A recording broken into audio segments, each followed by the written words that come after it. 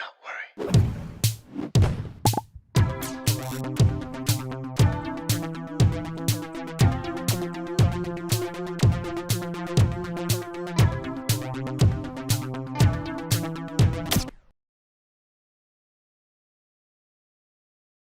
Hello? Hi. YouTube's telling you that the audio stream's current bitrate is like low. Let me know if you guys can hear me. Hello everyone. Welcome to a brand new Do Not Worry stream. I'm coming to you solo from the heart of Lebanon. We forget sometimes that I'm in the Middle East. Guys, how's it going? And I'm joined by my Middle Eastern cat, my Arab buddy, little Makuki. Hey Makuki, how's it going, buddy? You feeling good today? You got them toe beans out there just spread out? Just showing off the goods, huh? Showing off the toe beans? Not even acknowledging me or the audience, huh? Just deep into that nap. He had his dinner, folks. He had some beef. Had some ground beef. That's his little dinner. You guys can hear me? All right, sweet. And here's me. I didn't have beef. Actually, I did have some form of beef. I had kebabs. Delicious kebab halabi platter from Abu Jihad restaurant. Yes, we have restaurants called Abu Jihad because jihad is like a first name here. Jihad. Literally, I had lunch from Abu Jihad, which means father of jihad. Jihad's father made me a delicious kebab platter today, which I enjoyed. Hello, everyone. Like the title says today, no drama whatsoever. We're reacting to an Israeli music video, an Israeli girl band. Pop band doing Israeli music. We're gonna watch the whole fucking music video. How about that? Jim D. Dukers just slamming in a 10 buckaroos for Maki and Nata. Maki, you hear that? You just got paid 10 bucks, Maki. You want to say thank you? He does not give a shit. Jim, I'm sorry. He do not be caring. For some reason, for one reason or another. Tonight's stream is going to be extremely chill, very relaxing. A good time, hopefully. So Jim, thank you so much. We love you very much. And speaking of Jim, speaking of a $10 donor, let me just take a second to remind you guys that you guys can support us on Patreon. Actually, we have a brand new patron that joined the Patreon family today. Let us welcome Wax Wolf. Wax Wolf just became a brand new abductee patron. So Wax Wolf, welcome to the family. Wax Wolf, expect one extra live stream being uploaded to the Patreon that you can enjoy, once a week. No live stream this week for members, but it's going to be happening on Monday. Monday, I'm knocking out. I think I'm going to try to do 2 members live streams on Monday, one for the main channel, one for the gaming channel. So expect that, y'all. We love you. Matthew Velasquez sends $2 and says, I'm going to make coffee and enjoy the show. Look, yes, sahten.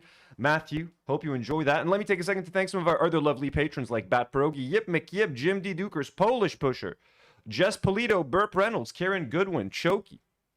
Slightly different patrons, blonde patrons, folks, who pay a tiny little bit more, like Kazia Jorf, Danielle Richards, Dopamax, Mac Gearchicks, Alice Akerland, Nicola Tituyanu. We love our blonde patrons. We love our abductee patrons. We also love our superhero patrons who are slamming 20 buckaroos a month. Jordan M, Elias Salibi, Maroon Bouslayman, Dr. William Watt for the boobs, doctor. And Mitochondria, thank you so much. And our God-tier patrons coming in with a mighty 50 buckaroos a month. Our God-tier patrons, folks. Eliad Mujabir and Daniel Nechley, we love you so much. And you guys can support us via YouTube memberships, as you guys will see up here. Bam! We're at 327 members out of our 330 members goal. Thank you to everybody who's a member of this channel. In fact, let me thank some of you bastards, you beautiful member bastards. You member bastards.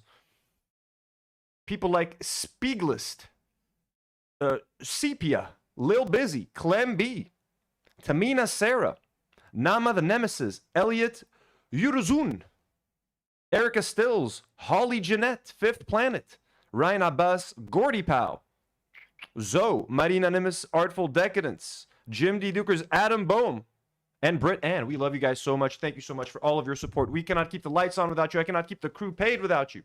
With all that said, you guys can also don't have to do any of that if you want to support us. You don't have to send any super chats. You don't have to gift any memberships or anything. Just like the video, like the stream, engage in the comments, subscribe to the channel, join the live chat, join our Discord. We have a lovely community on Discord, and I will love you forever.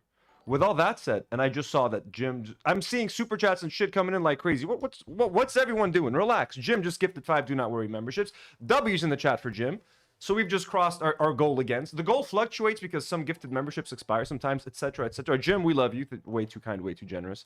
Chris, CH says, no drama at all. I had my tea ready for nothing. The title says no drama.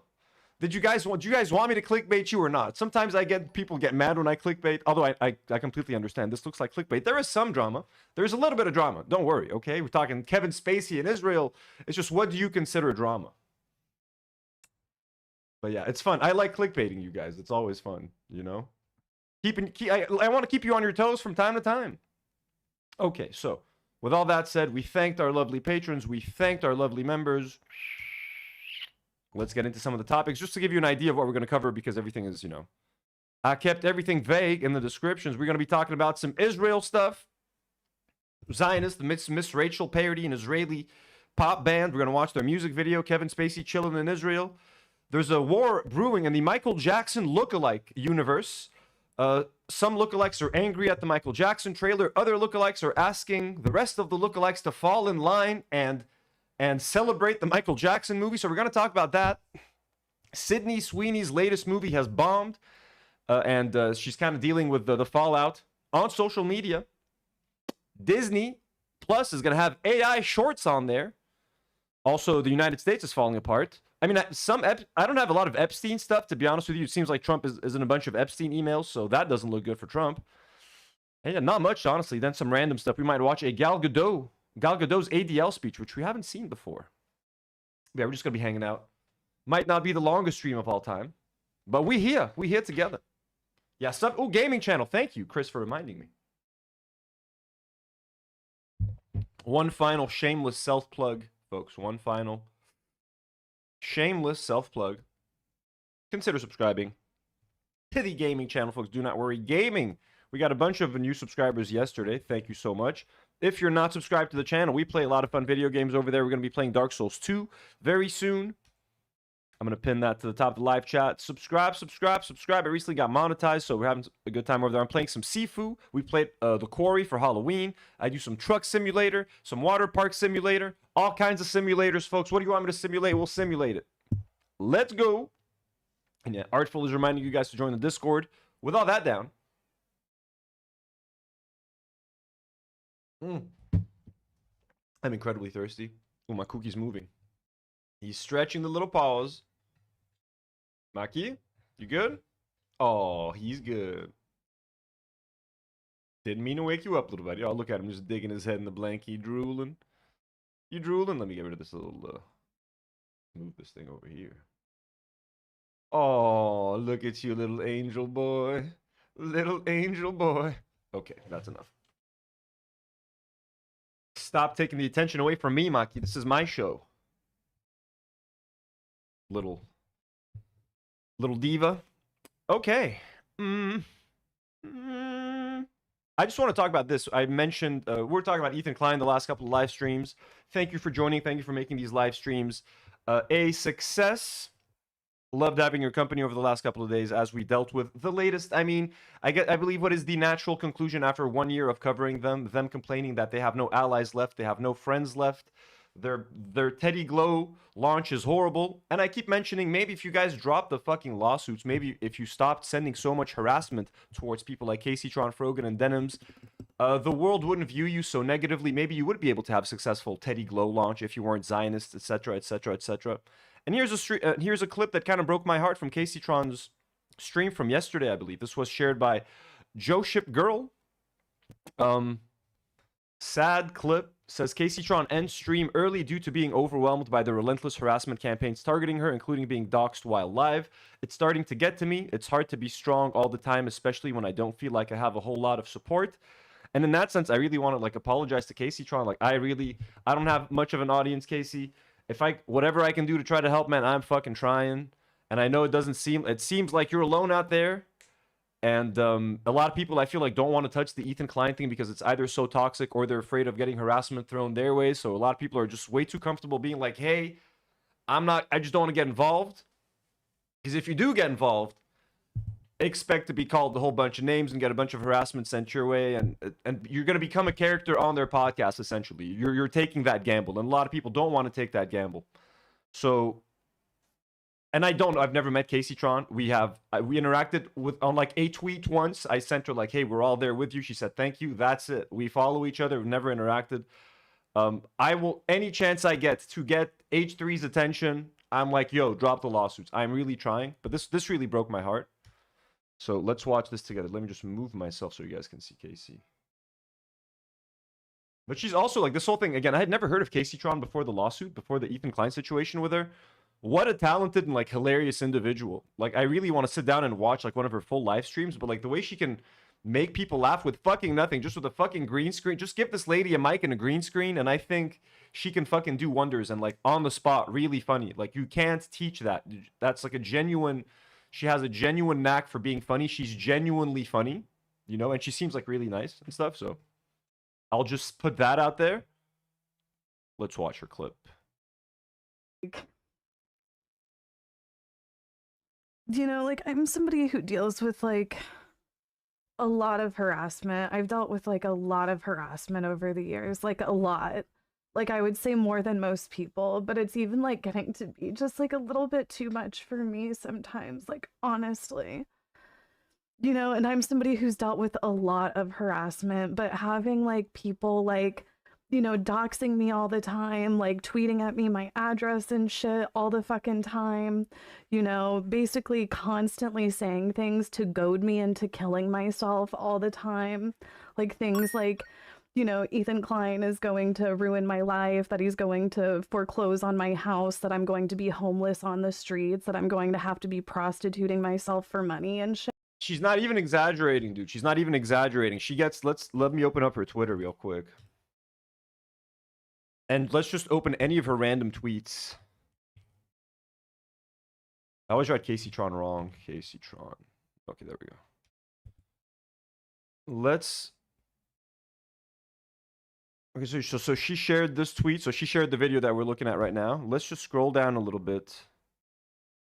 There we go. Just the first reply. The first reply. Perhaps you should have considered how your actions affected them similarly. No? Imagine CPS or government agencies actually interfered with your life. It's not so much fun when it's happening to you, and I have less than zero sympathy. Welcome to acting like a fucking adult. And this has, you know, 192 fucking likes. And she said, I never condone or made light of the CPS incident. Like, again, I still, to this day, I still don't understand why they went after Kaceytron. Is it because Destiny hates her and she was like a big Destiny hater that they kind of lumped her in with everyone else? I don't understand it. This person, Hector Fielder, says, the reason you don't have a whole lot of support is because you're a terrible person.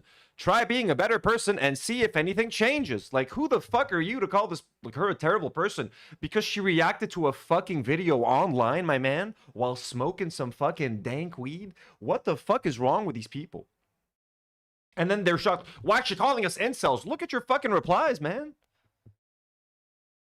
This person, you've contributed and continue to contribute to the hate campaign against the Kleins. You're dealing with a fraction of what they deal with. Why not admit, I'm sorry, no, the Kleins aren't under threat of like financial ruin. There's no one threatening the Kleins with frivolous lawsuits at this point. Or when it was happening, when Ryan Kavanaugh was suing Ethan, he bitched about it every fucking day. He dedicated his whole podcast to hating Ryan Kavanaugh, the person that was suing him. He had a whole wall behind him with like controversial fucking news articles about Ryan Kavanaugh or Ryan Kavanaugh's family or his partners or his pyramid schemes or whatever the fuck. That's how Ethan treated his lawsuit. You got Kaceytron dealing with it with Grace, trying to stream her fucking ass off to try to raise money so she can pay for her fucking lawyers. And you got fucking randos on fucking Twitter like this guy. The advice I would give Kaceytron, get off of fucking Twitter. I was watching a Brittany Simon live stream. Shout out Brittany Simon, friend of the show. And she was talking about Kaceytron. She was mentioning how she doesn't know much about Kaceytron and the whole lawsuit situation. But when Kaceytron's name did come up and she heard of all the harassment that she's getting, she was like, girl, get off of Twitter. Get off of Twitter. And I would say, Casey, if all of these tweets are getting, like, and I know Casey streams on Twitter, so it's probably harder for her to, like, she streams on Twitch. I know that, right? But she also, like, parallel streams on Twitter. It might be worth just getting off Twitter as a platform. I don't know if that harassment follows her on her main Twitch stream. I'm guessing it's a little bit more in control over there. She can moderate it a little bit better. But Brittany Simon had some great advice. Get off of fucking Twitter. Like, for example, I found that Reddit was like way too much for me. I was like, you know what? I shouldn't be on Reddit. Like, I still have my account, but I got rid of the app on my phone. Look after your mental health. But again, if Twitter is a big part of her revenue stream, if she needs Twitter live streaming to make the money she needs to pay off this fucking lawsuit, then she can't get off of Twitter. And it's sad. Like, the solution should be, Ethan, stop sending harassment towards Kaceytron, of course. But they're not gonna fucking do that. Am I right? So let's go. We got Taylor, at least, says sending some solidarity. Steph, someone I follow. And these are all good people that I follow. Andrea Joan. These are all friends of the show.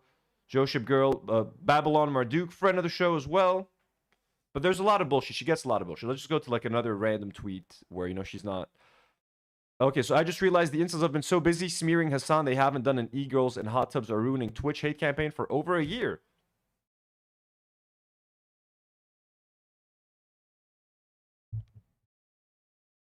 Leave Hassan alone. Talk about, excuse the word, sluts or something so I can pretend to be the victim.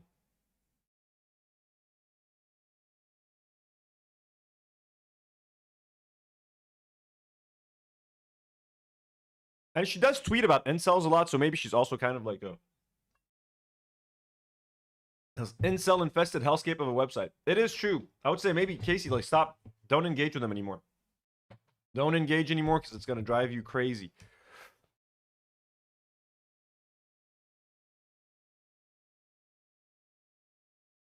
This guy's telling her to go to Blue Sky already then. Aren't you a drug addict who begs for money all day? I'm pretty sure you labeling everyone that disagrees with you an incel doesn't help. Just delete your Twitter account, join Blue Sky, and call it a day. It would be better for all of us that way. You literally comment the same thing every day to engagement bait for $7. Now you're doing it so people can go see your live. Yeah, I'm sure that's why she's doing it. Ooh, that beautiful AI art. Anyways, let's continue Casey's video. I'm going to restart it. Actually, no, we saw 50 seconds. Maybe not, but... Shit.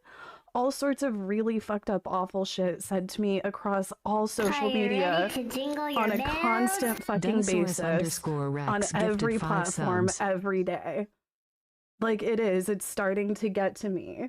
You know, like, I feel anxious, like, I feel under threat all the time, like, I'm waking up in the middle of the fucking night screaming, okay? I mean, how fucking heartbreaking is that? And she's not... If anyone thinks she's bullshitting or not being genuine right now, like, just hear the emotion in her voice. She's breaking down into tears, man. Like, who can celebrate this? I'll tell you, fucking incel fucking freaks would celebrate this. We made her cry. We finally made Kaceytron cry. She's gonna quit. It's like, Jesus fucking Christ. Like, I'm waking up in the middle of the fucking night screaming, okay?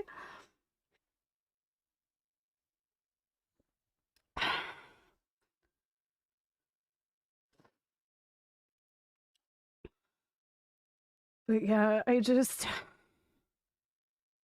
like, I am in a very, like, emotionally vulnerable position, and it's hard to be strong all the time, especially whenever I don't feel like I have, like, a whole lot of support.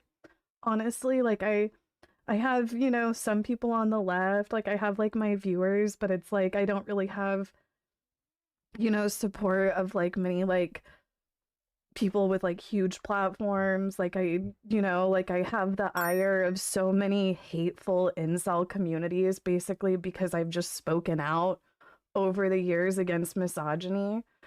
And yeah, I just feel like very alone and isolated a lot. Like, it is really difficult what to... And Kaceytron, you have our support. I mean, we're a small community. I know you're looking for people with bigger audiences, and I wish they would speak up. I mean, Hassan does mention the lawsuits every now and then. He's like, Ethan is going after Kaceytron, Denims, and Frogan. Honestly, I don't think there's much Hassan can do, because anytime he mentions anything, he just makes it... He could potentially be making it worse for them. You know what I mean? As long as behind the scenes he's ready to help if they need help, I think that would be fair. And that's what Ethan wants, to be fair. Ethan just wants Hassan to pay out of pocket. Ethan's dream is for Hassan to cover all of their tabs so that he somehow, like, suing them. I mean, he's suing them because he can't sue Hassan. He's trying to hurt Hassan by hurting the people around him. That's what he's trying to do. He scares the people around him. He threatens the people around him. He sues the people around him. But don't you want to bail Kaceytron out? Don't you want to spend $100,000 to bail her out? You know, like, it's kind of how it... This is doing to me, and the kind of, like, stress that this is putting me under. It's very hard. But yeah, I think I'm gonna go for the night. I'll be back tomorrow. Yeah, sorry. I'm just tired. I'll be back tomorrow. And yeah, have a good night. Oh, that's like Back right tomorrow. She's like trying to smile through the fucking pain. She's trying to laugh and smile for her audience because she notices that her audience is concerned for her. And in a moment of, maybe I'm reading too much into it, but like she's clearly fucking heartbroken, and she's still thinking she's still thinking about the audience. Like, oh no, shit, they're gonna be concerned about me. They're gonna be worried for me. I need to smile through the tears. This is literally what she's doing right now, smiling through the tears, while Ethan fucking laughs in his fucking mansion. Him and his like fucking settler lawyer, and his other like law tubers, fucking weird fucking sex tourist law tubers. They're like, oh, we're gonna make 100 videos about the Frogan lawsuit. It's like, oh my god, man. Meanwhile, you got this fucking person right here fucking crying her ass off on stream for the most basic, like just asking for fucking dignity when she's online. And yeah, have a good night. So I mean, look, all the love and support to Kaceytron, whatever we can do to help. Now, I don't even know what to do. Like, sometimes I'm like, should we do like a fundraiser? But I feel like if we do a fundraiser, people are gonna be like, look at them, they're doing a fundraiser for like a lawsuit instead of doing a fundraiser for Palestine. And then if we do raise that money, and then if Ethan does get them in a settlement, are we just raising money? Like the whole thing, I don't know what the fuck to do to help them.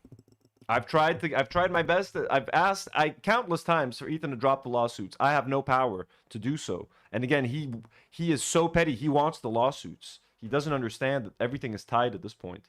But hey, just wanted to shout out to our girl Kaceytron. When you guys see her online, try to show her some love on Twitter, wherever she's at. If you're watching her live, throw in a comment, something supportive.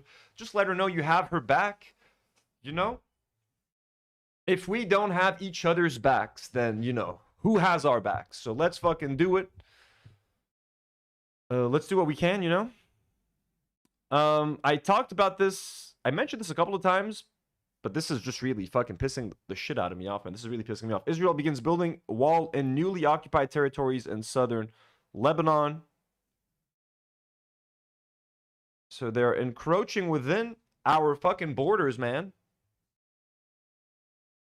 And they're occupying like the most southern bits of the border, and inch by inch trying to absorb those into Israel, which is fucking insane.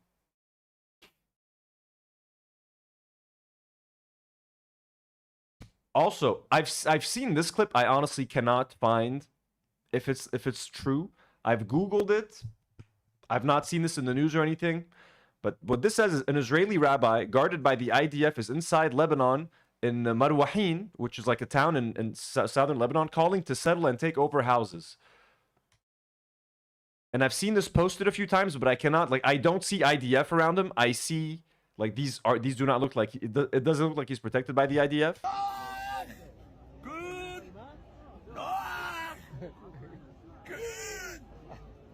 Nour, מה אתה עושה? אני בודד תיבה!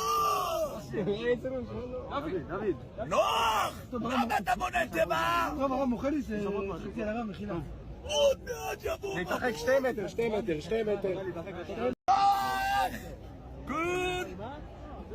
So I have no idea if this is legitimate, to be honest with you guys. When you go down to the comments, there's no one clear, like there's no community note that's saying this is fake. There's not a single comment saying that this isn't real. I have no idea. Shameless. What is this? This person doesn't seem too convinced. Okay, there we go. The guy says, so see, it might be fake. Lahav Harkov.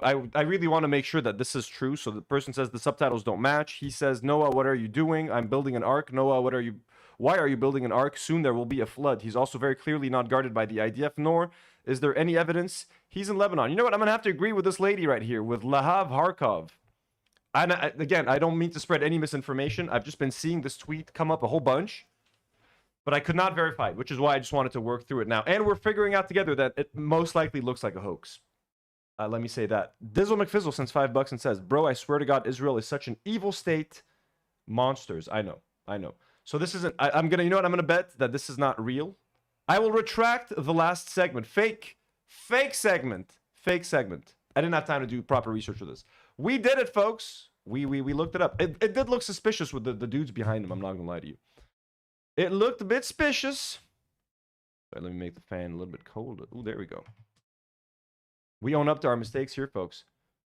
We hope, and yeah, I mean, would you be shocked if this were real, though?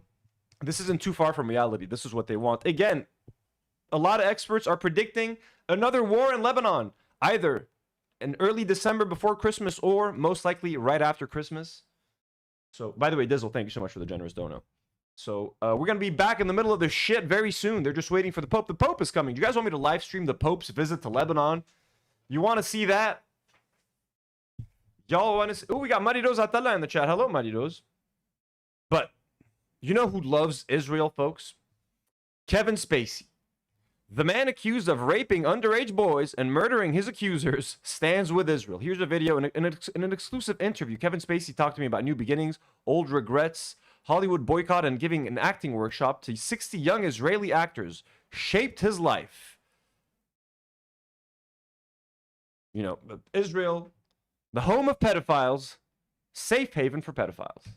That I was being given this little peek into the resilience of Israeli citizens, that what these kids have gone through for the last couple of years, they were so excited to share of themselves and tell these stories, even in Hebrew, which I couldn't understand, but that's the incredible thing, of course, about human relations, the language doesn't matter. It doesn't matter that I didn't speak. Pedophiles don't need words to communicate. I just looked into their pedophile eyes. They looked into my pedophile eyes, and we just had a connection. I'm trying to... Am I sounding like... What was his character called? Frank Underwood. I'm Frank Underwood. I haven't seen House of Cards in a while. Oh, I'm Frank Underwood, and when I looked at them Israelis, I was like, I see the pedophilia in your eyes. I see the genocilia. That genocidal tendency. Oh, I saw it in their eyeballs, and they saw it in mine. Then I put my hands on their little underage bodies, and... Oh, okay, wait. Hebrew, it mattered that I could understand what they were going through, what they were experiencing, what they were sharing. And it was truly one of the most... I felt very lucky that day. Or they just dropped, like, these white people, like, man, just... They dropped Kevin Spacey in the middle of, like, a Middle Eastern country, but, like, overrun by, like, white people. You know what I mean? Essentially, he's in Israel with fake Middle Easterns. Just hanging out over there. And if they just get the mildest taste of, like, the Middle East, like, they lose their fucking minds. What if you dropped them in, like, Lebanon and you actually met actual people from the actual area, or, you know, actual Palestinians from the area? You wouldn't have believed how well you would have been treated. You know what I'm saying? Jesus. Is there more of this interview? Look at him breaking into tears. I was being given this little... I want to see more. I want to see more.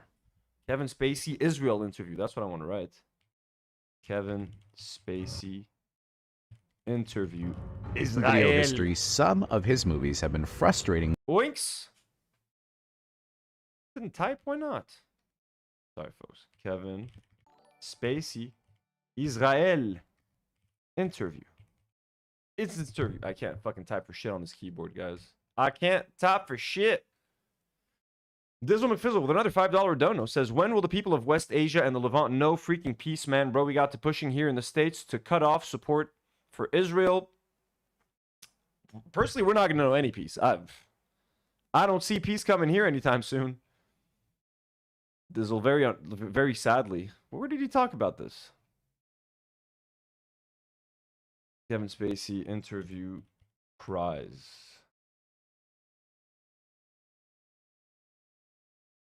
Okay, you know, let's watch him go broke. Let's watch him cry on Piers Morgan. We can do that. He's not talking about Israel, but it's Kevin Spacey crying again for going broke because of all of his lawsuits and shit for being a fucking creep. So let's enjoy that. But Dizzle, thank you for your concerns, man. I really don't know. I think as long... The world has just too much interest in our countries. Like, we're being controlled. Our country's way too small to unfortunately, to choose our own path. And... Arab leaders are also very corrupt, man. That's the problem. It's even if the world left us alone, Arab leaders are also very much to be blamed for what's happening around the region. Matthew Valesquez sends $5 and says, when in doubt, do the MJ voice, especially if the subject is PDF. Hey, Matthew, I don't want to. A lot of fans in the audience get upset when we say negative things about Michael Jackson. It's my friend Kevin. It's my friend Kevin Spacey. It's my friend. It's my friend. I'm forgetting how to do impressions like one day after the other. Full closed because I can't pay the bills that I owe. Kevin Spacey holding back tears over losing his Baltimore home. No, show us the actual thing, man. I'm blessed to have been able to learn what I've been able to learn. Can you imagine if I didn't learn anything? If it was 7 years, then I learned nothing? I wouldn't want to be alive if that were true. But I very, very, very much am so grateful that I am alive and I got through this. And I'm coming out the other side of it. Where do you live now? I live in my car.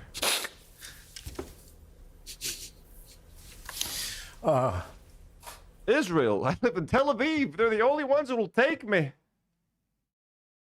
Well, it's funny you asked that question because this week, where I have been living in Baltimore is being foreclosed on. My house is being sold at auction. Really? So I have to go back to Baltimore and put all my things in storage. Really? So the answer to that question is I'm not quite sure where I'm going to live now. I'm blessed. I'm going to get a condo in Israel.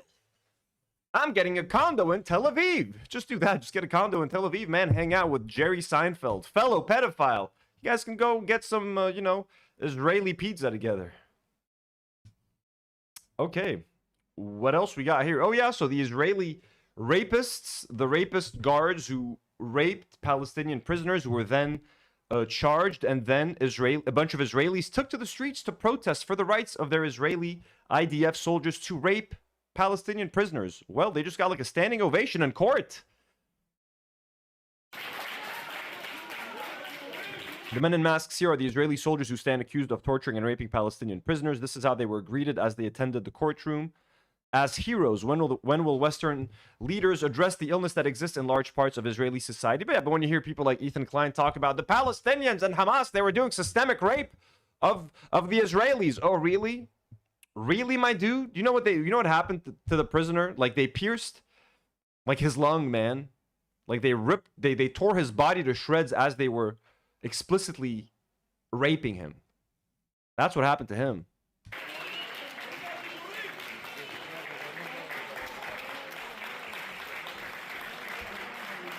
God bless our rapists.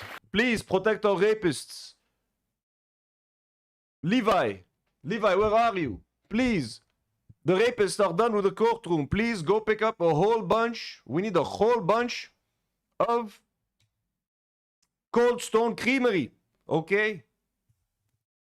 We need Cold Stone Creamery. Shai is hungry. Okay? He has not been able to rape a Palestinian prisoner for a few months now. He needs his large cookies and cream. Cold Stone Creamery. Okay, he wants it. Gotta have it size because, in Cold Stone Creamery, you love it. They don't have small, medium, and large. They have like it, love it, gotta have it.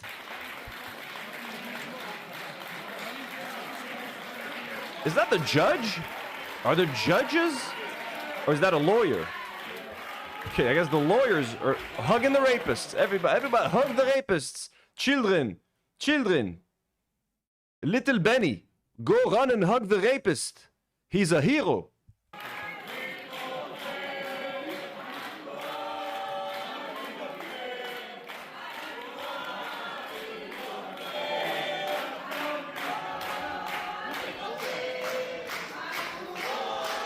Look at this guy. This guy sure loves rape. Looks like an Israeli Bill Gates.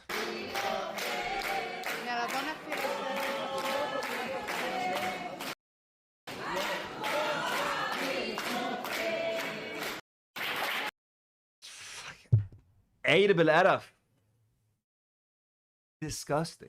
Only word that I can say, man. Disgusting. Our neighbors, folks. Our neighbors. Clap for my neighbors.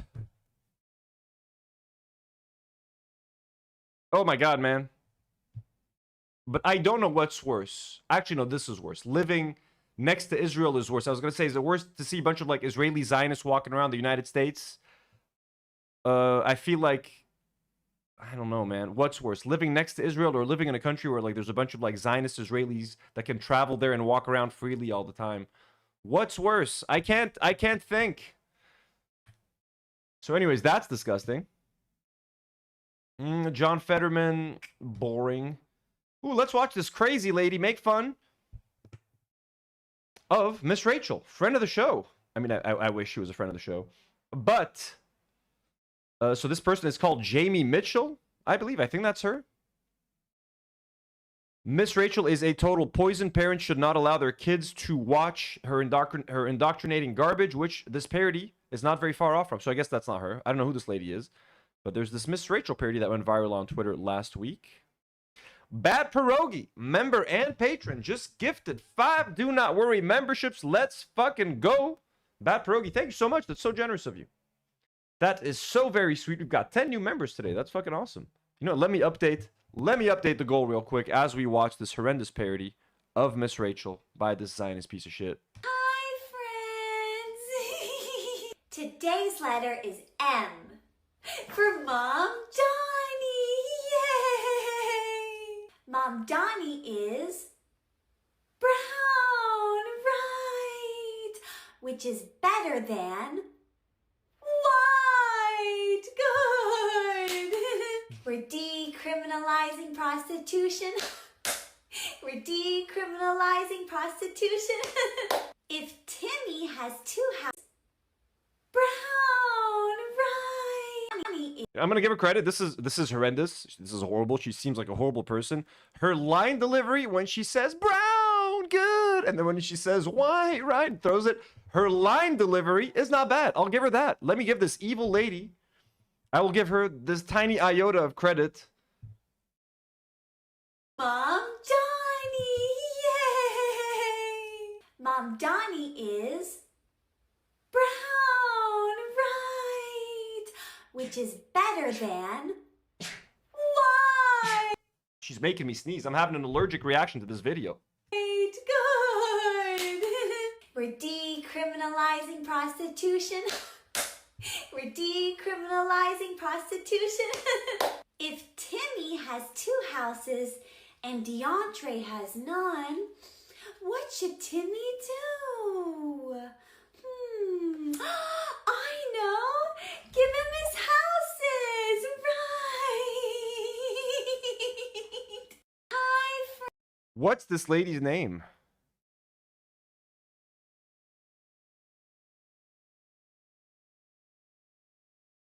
Is this her? Does anyone know what this lady's called? Let's go watch some more. If she makes more parodies, I would love to watch them, to be honest with you. Oh my god, she's sharing Piers Morgan.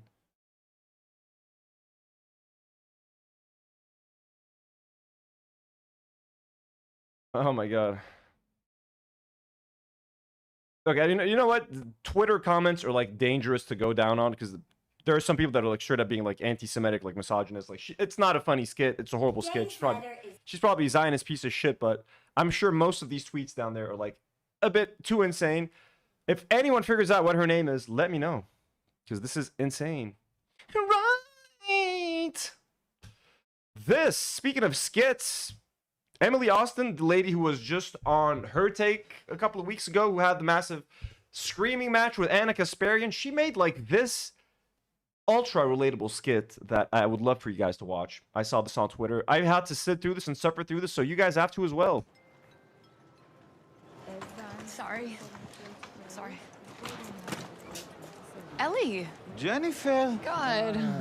I can't believe this is where we meet. You know us Jews. You see, my Israeli accent is pretty good.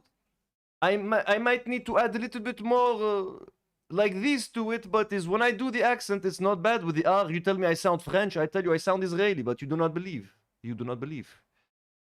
If history has taught us anything, It's knowing when it's time to leave. Yeah, God knows. I tried to stay as long as I could, but One morning you wake up and you realize it's not the same country you grew up in. Exactly. Yeah, it's no longer safe for us to live here.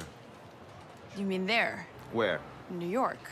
Wait a second. You're telling me you're coming to Israel now? Are you crazy? Wait, you're moving to New York? So she's escaping New York because of Zohran Mamdani. It's no longer safe for me to be in New York. And he's like escaping Israel because he's like, it's no longer safe for me to be here in Israel. Which, you know what?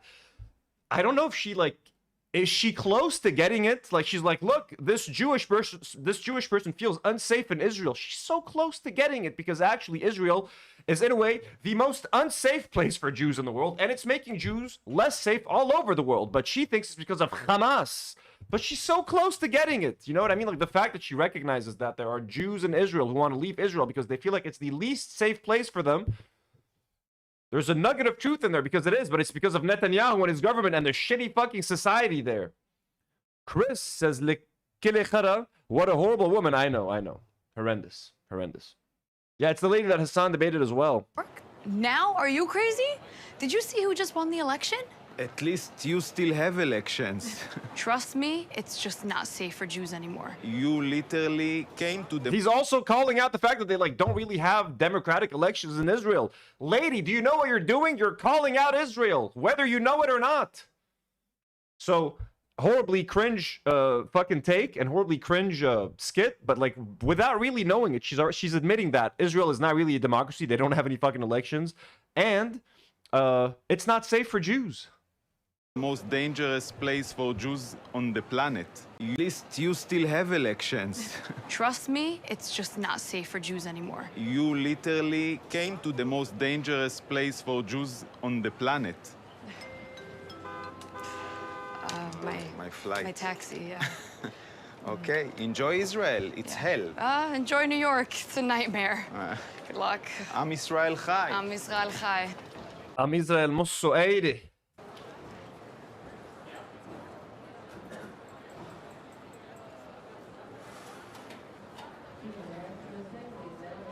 What a klutz.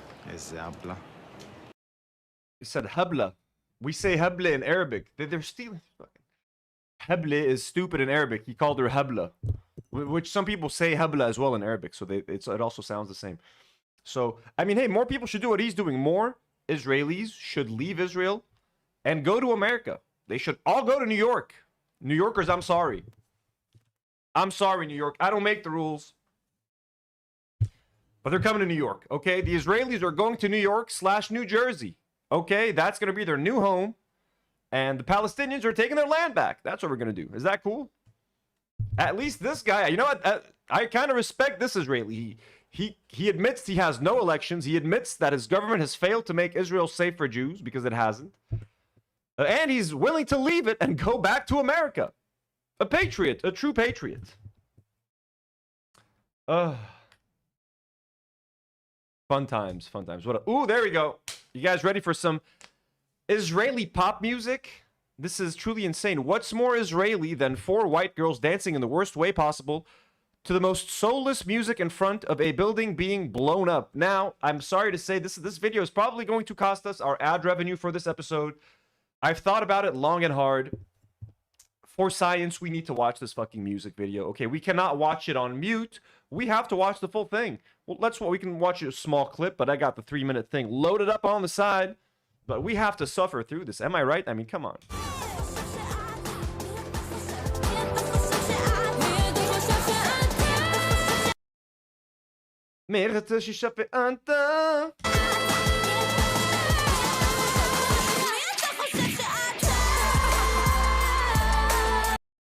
Yup. That's what I think about when I think of Israelis. Hospitals blowing the fuck up.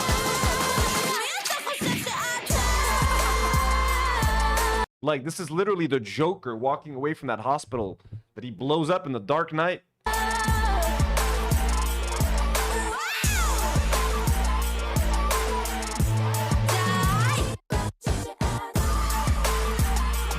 Don't you just sense the culture? Don't you just feel the Middle Eastern culture? Isn't the Middle East oozing through this musical performance?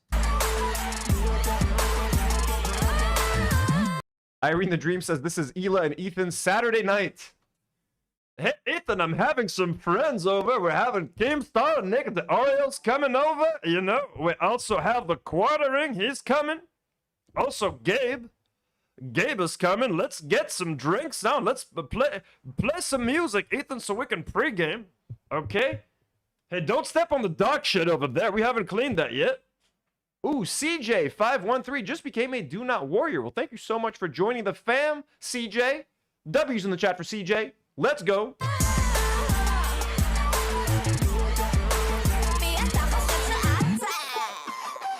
What? What is that voice? What?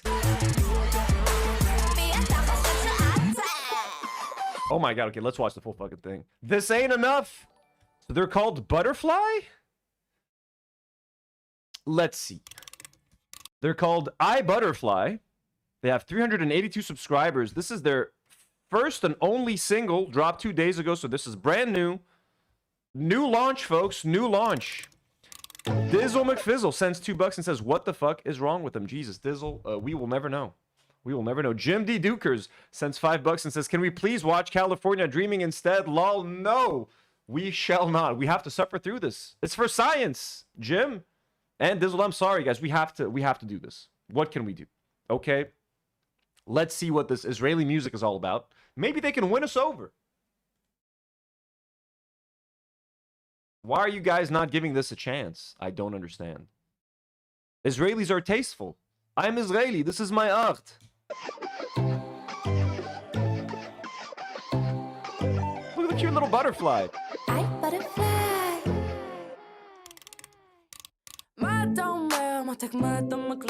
Oh, they're built in a lab, of course.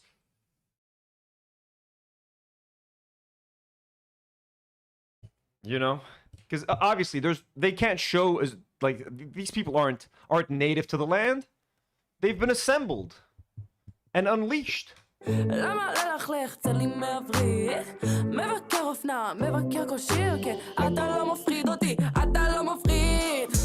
is probably a pedophile hiding out in Israel.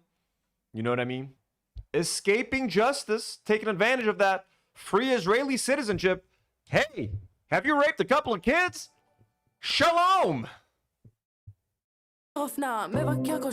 Jim sends $2 and says, Anthony, you are a cruel king. I'm an empathetic king. We are all suffering together, Jim. If whatever I subject you guys to, I'm subjecting myself to as well.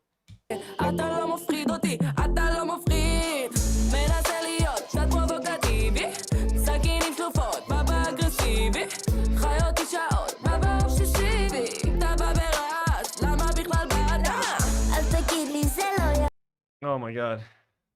Training to murder children? What's happening here?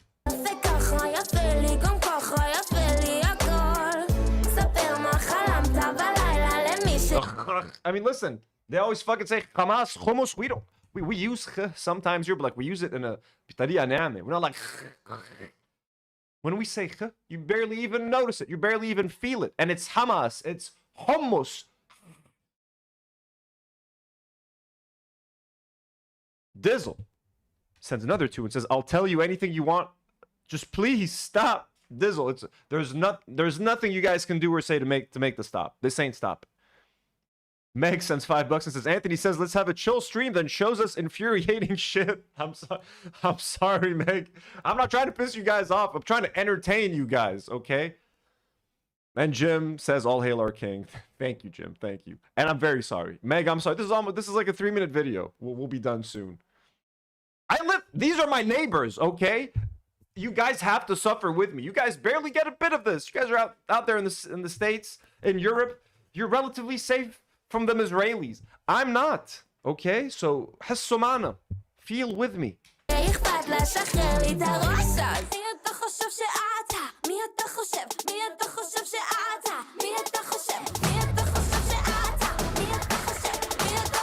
mean, again, a lot of countries have female pop bands, etc. But when Israel does it, I guarantee, like, I'm sorry to say, the express purpose of this is, again, just sexualizing their population, making it attractive. Because you got to assume if they're all Israelis, they're all in the IDF. You can't separate the two. In Israel, it's very hard to separate service members from regular civilians because there are no civilians. Everyone is a fucking IDF member. So this is another way to just sexualize their women, sexualize the IDF, and and basically send out this beacon to the world. Hey, come here. We're full of sexy women. Want to meet sexy women? Join the IDF. Women, women, women. Babes, babes, babes. Like, what the fuck? Chris sends $2 and says, making us hear this music violates Geneva law. I know, I am going against Geneva Conventions here, folks, but again, we got to suffer through it.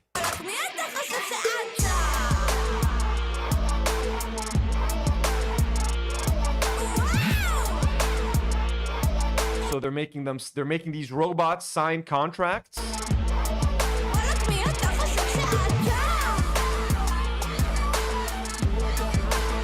Look at this Middle Eastern woman. Look at this Middle Eastern woman who's like not from like Ukraine or something.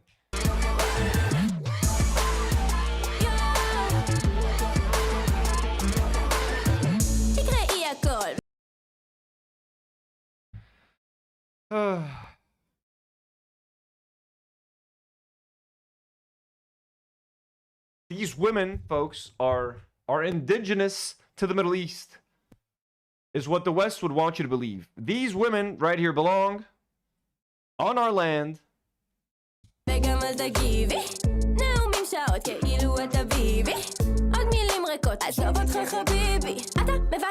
Habibi, they literally say Habibi.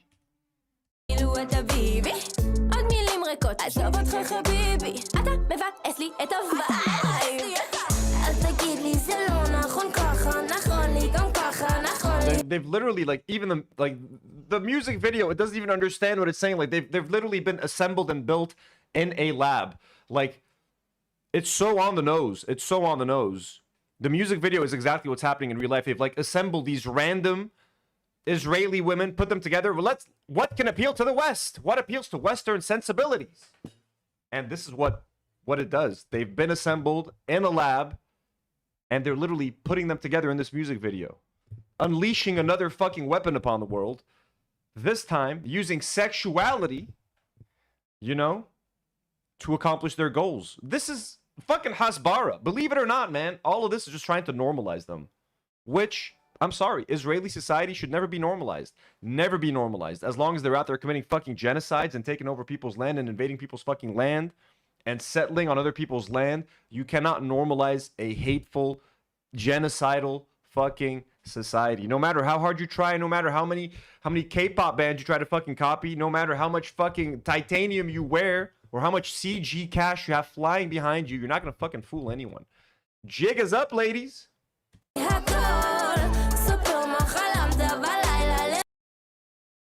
Their mother tongue is Aramaic. I'm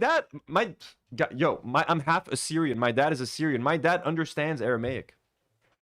When he watched Passion of the Christ, he was understanding half of that shit, man.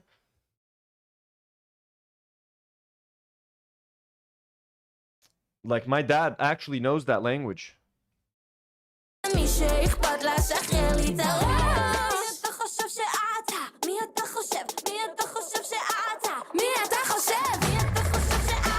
Oh my god, are they gonna rebel? Are they gonna break off the cables and be free? Roam free among Israeli society?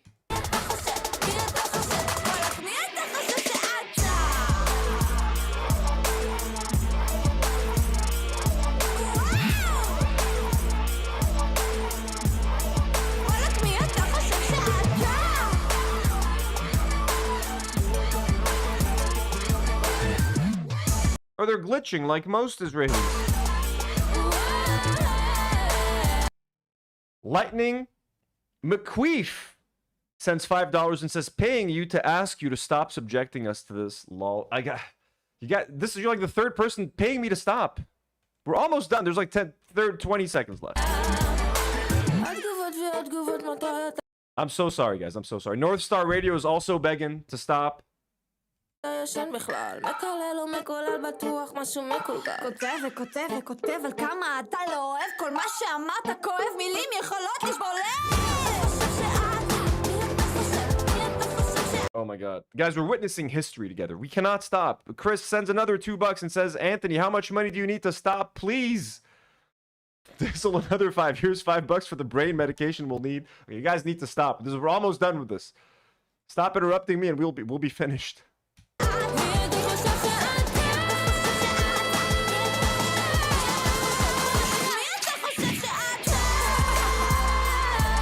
then they blow up the... so it wasn't a hospital that they were blowing up. It was the laboratory that built them. Okay, they've gotten their freedom. They killed everyone who built them. They killed all the scientists. They killed all of the members of the press that were there questioning them. Now they've destroyed the facility. And where are they headed next? Gaza. These are Weyland-Yutani robots.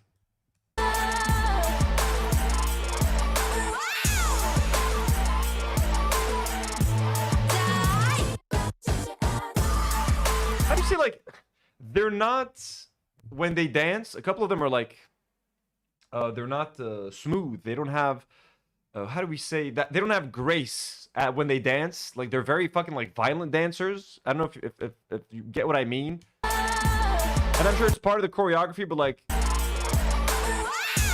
this ain't...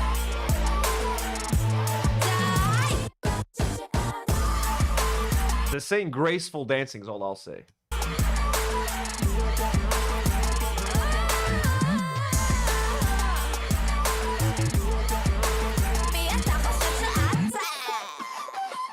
Oh, okay. Well, I mean, that's it. Guys, we did it. We did it. We're done. People are saying the dancing is choppy, no rhythm. Right? It's horrible. Horrific. We're done, folks. We're finished. I promise. No one send any more money asking me to stop. It's done. We're done.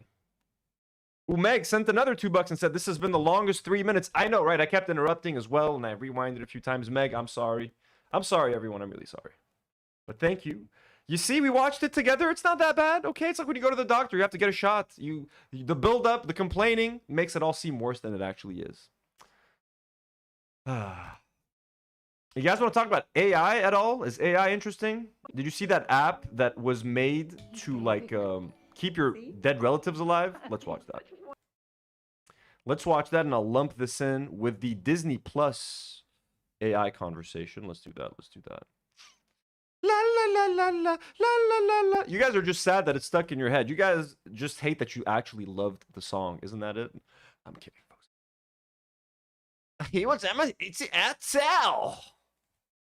At Sal. When we hit 30,000 subscribers, do you guys want me to cover California Dreaming, or do you guys want me to cover this song? You know, if we ever hit 30,000 subscribers again. It's the final day, but he's really not afraid. Got a lot of money, and you know he's on his way. I nailed that shit. Aren't I nailing it? I'm too good at it. California Dreaming, yeah, I'm headed to LA.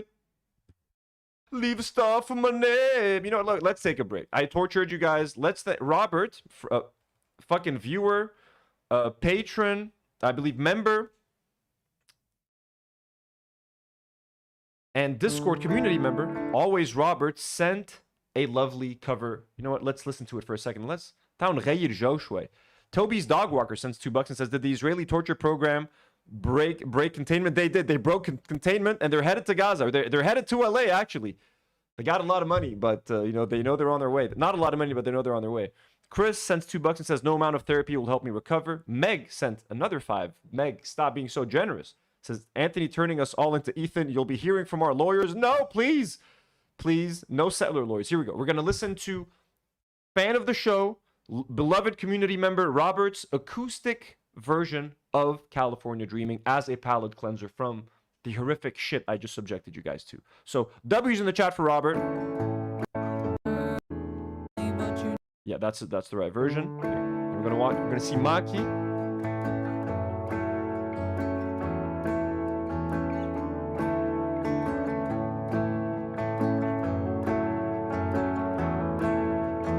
It's the final day, but he's really not afraid. Got a lot of money, but you know he's on his way. You know I'm still the same. Might have lost my taste. California dreaming, and I'm headed to LA.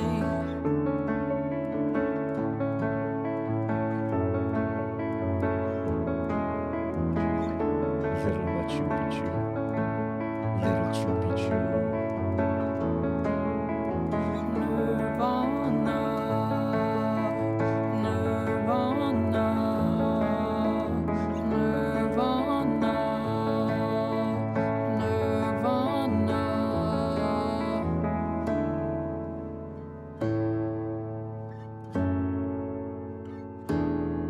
He's got a little something on.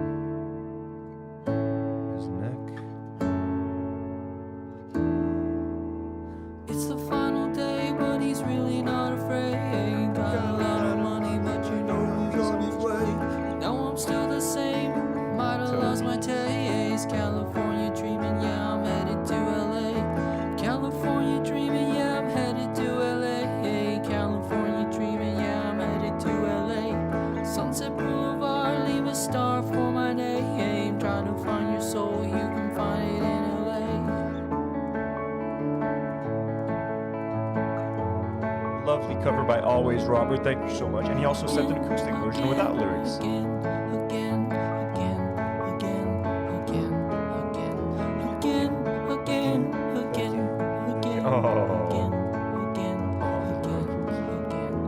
If you wanna see me, meet me on the boulevard. Oh shit, fuck, I need a new guitar. Living in Cali, you know we're going hard. Everything we do for the shooting stars.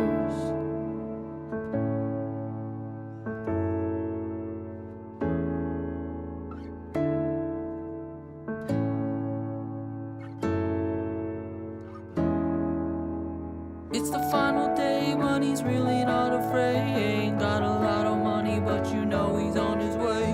You know I'm still the same, might have lost my taste. California dreaming, yeah, I'm headed to LA. California dreaming, yeah, I'm headed to LA. California dreaming, yeah, I'm headed to LA. Sunset Boulevard, leave a star for my name. Trying to find your soul, you can find it in LA.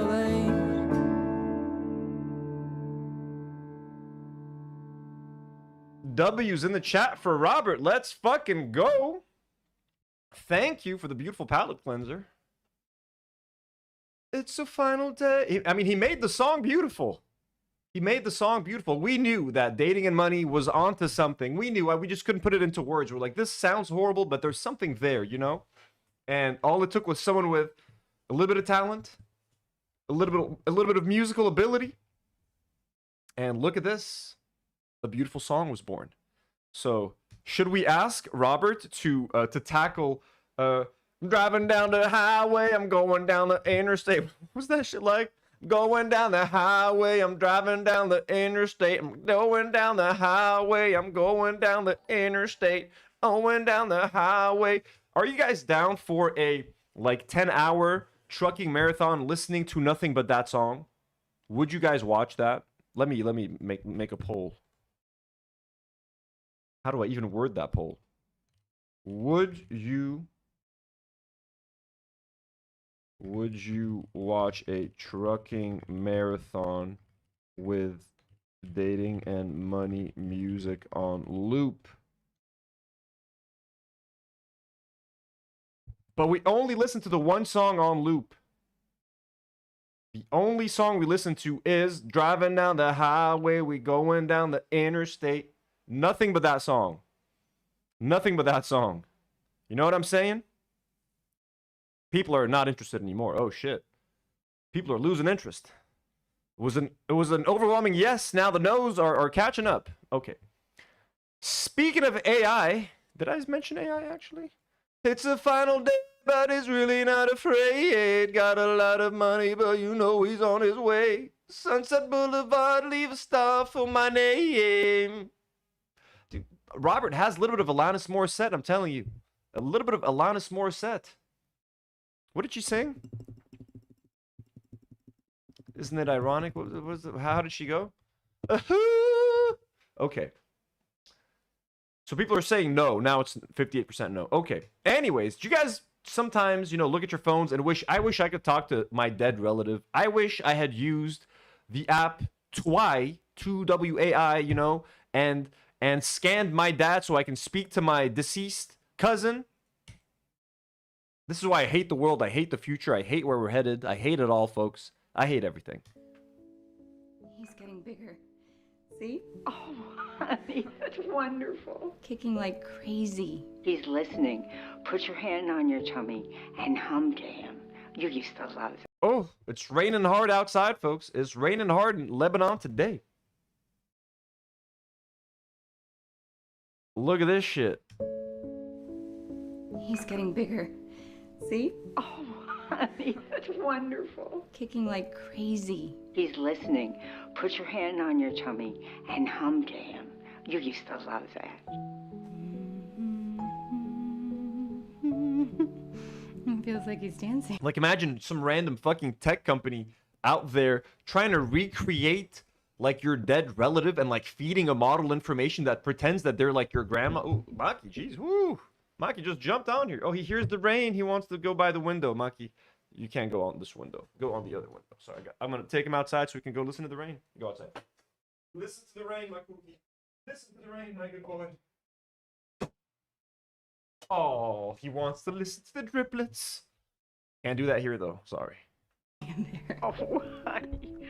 Mom, would you tell Charlie that bedtime story you always used to tell me? Once upon a time, there was a baby unicorn who didn't know he knew how to fly. This baby unicorn was like your mom because... And like she's like, the baby's like 2 months old. How old is it? And she's already raising the baby using a phone. Like, iPad baby, like, you know what I mean? Like, the kids aren't supposed to interact with screens when they're that young because they develop delayed speech, etc. Like, this is so fucking... They're like, hey, little fucking 2-month-old, look at this.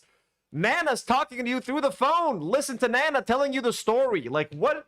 This is perpetuating so many bad fucking, like, habits already. She didn't know that she knew how to fly, but she knew how to do all kinds of fabulous... And how does the AI know, like, this specific... Like, oh my... Input. What stories did your mother tell you as a kid? You start listing them off. The whole Dr. Seuss collection. Then you'll have an AI fucking... your fake mom on your phone. Like, remember when I used to tell you those stories? Like, I don't want that shit. I don't want to see an old photo of my dad turned into a motion photo using AI. Now my dad, like, who's holding a drink, is now, like, taking a sip, like, I don't want that shit. Who's asking for that? Start using AI to fucking cure cancer or some shit, okay? Start curing diseases using AI and stop making creepy shit like this. Those things. Hi, Grandma. Hey, Charlie. How was school today? It was really fun. I made this crazy shot in basketball. Irene the Dream says today's stream has been hella disturbing between this and the Israeli girl group. It's too much. I'm sorry, guys. I thought this was going to be fun. I thought we were having a good time tonight. Okay, apparently I miscalculated. I don't really care that much about basketball. What? Oh, look, the phones have evolved to be a literal slab of glass. Look how thick that is, man. Imagine he drops that fucking thing. And why are you talking to your grandma on the way to fucking school? Don't you have fucking friends, you fucking loser? I'm kidding. I'm joking. Like, don't get too attached to your digital grandma, man. Don't you find it weird that grandma only has one outfit? Like, the whole thing is disturbing. Why is your grandma like an AI fucking assistant now? Instead of asking Siri, like, hey, grandma, where should I get dinner tonight? Well, you know, your mother and I really love going to fucking Johnny Rockets. I know it sounds a little old-fashioned now, but Johnny Rockets made a really good hamburger. Oh, I used to love hamburgers with French fries. Oh, you know what's also good? Red Robin. They have bottomless fries there. Have you been to a Red Robin? Like, Grandma, Red Robin hasn't been operational for 30 years. Oh, that's such a shame. Aren't you updated? I thought you were updated with the latest Chat GPT information. Fuck you, Grandma.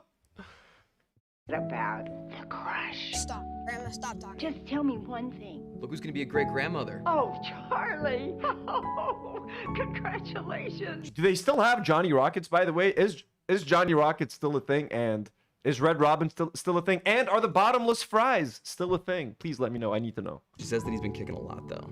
Like, a little too much. Tell her to put her hand on her tummy and hum to him. You loved that. You would have loved this moment. You can call anytime. No, you can't. You need to let go. You need to learn how to let go. Death is a crucial part of life. Learning to let go, accepting death, accepting, you know, whatever, man. You gotta fucking let go. This is not fucking healthy. You can't hold on to your dead fucking nana on your fucking phone and grow up with her. This is creating so many like unhealthy attachments and unhealthy relationships. And like, what is this, man? You're showing your fucking AI a fucking scan of your baby, you fucking dumbass. It's some fucking guy working at a data center looking at this shit and like inputting prompts for your nana to fucking talk to you.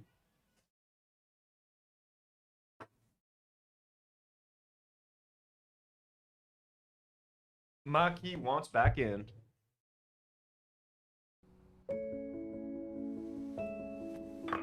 Okay, Mom, I just need a quick video. Is this like an audition or something? No, Mom, just 3 minutes. You need my... This is the outfit that you're going to be remembered by for the rest of your life, by the way, Mom. So, you know, you're going to be wearing this for the next 200 years as you raise my kids through my phone. best side. Can I see another one? I can play the piano. She's so talented. I am. I'm your mother after all. Keep going. Why don't you start by telling us? 3 minutes can last forever. And 3 minutes, Mom, quick, 3 minutes. Tell me every story you told me since childhood, every bedtime story you ever read to me. Quick, tell me. You have 3 minutes to read all of them again, quickly. What's that restaurant we used to love, Mom? Quick, list every core memory we have together, because the fucking program needs to get it. Also, shift to the right a little bit. Let me get the side of your... Let me get your profile real good right there. Anyways, I fucking hate this. To make things worse, you know, I used to work in television, you know. I work in a creative field. I love movies. I love TV.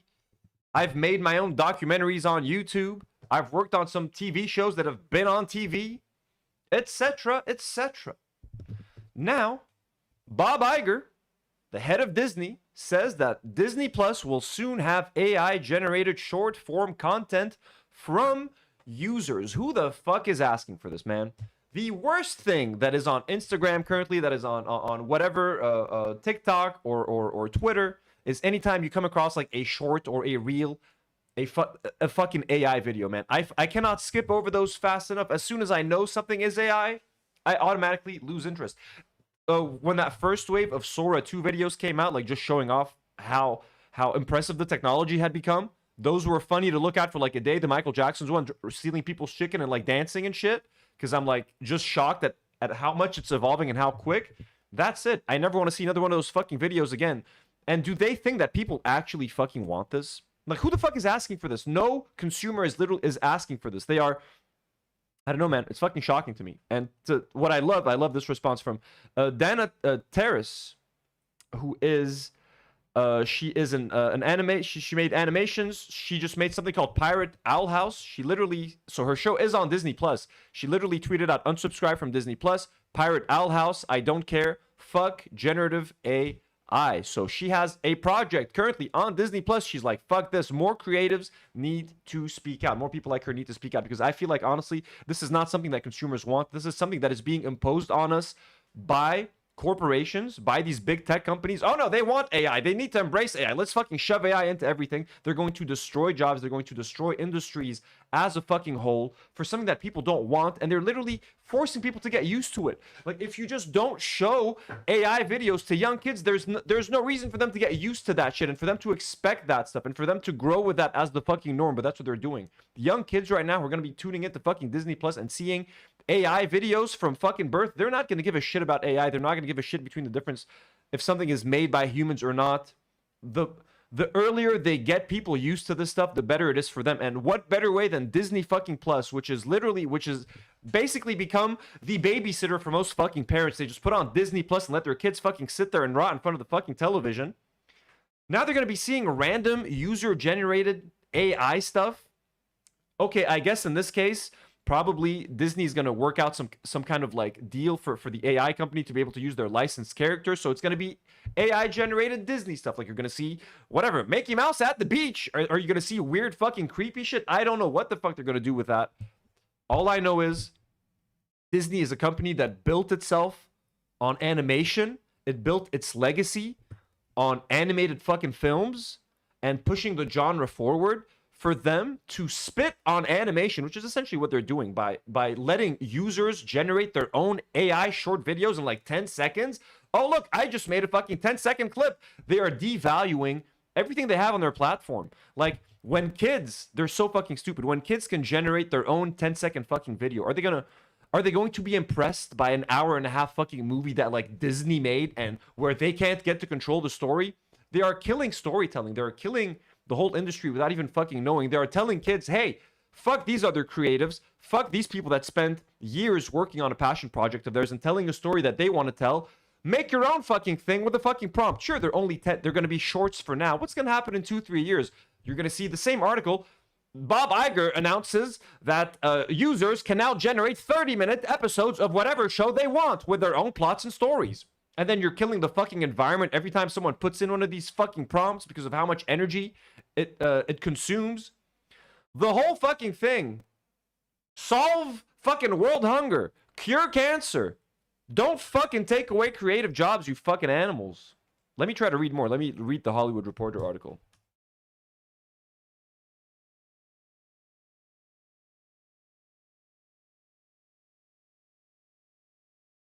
Allow ads on Hollywood Reporter. Okay, pause on the site.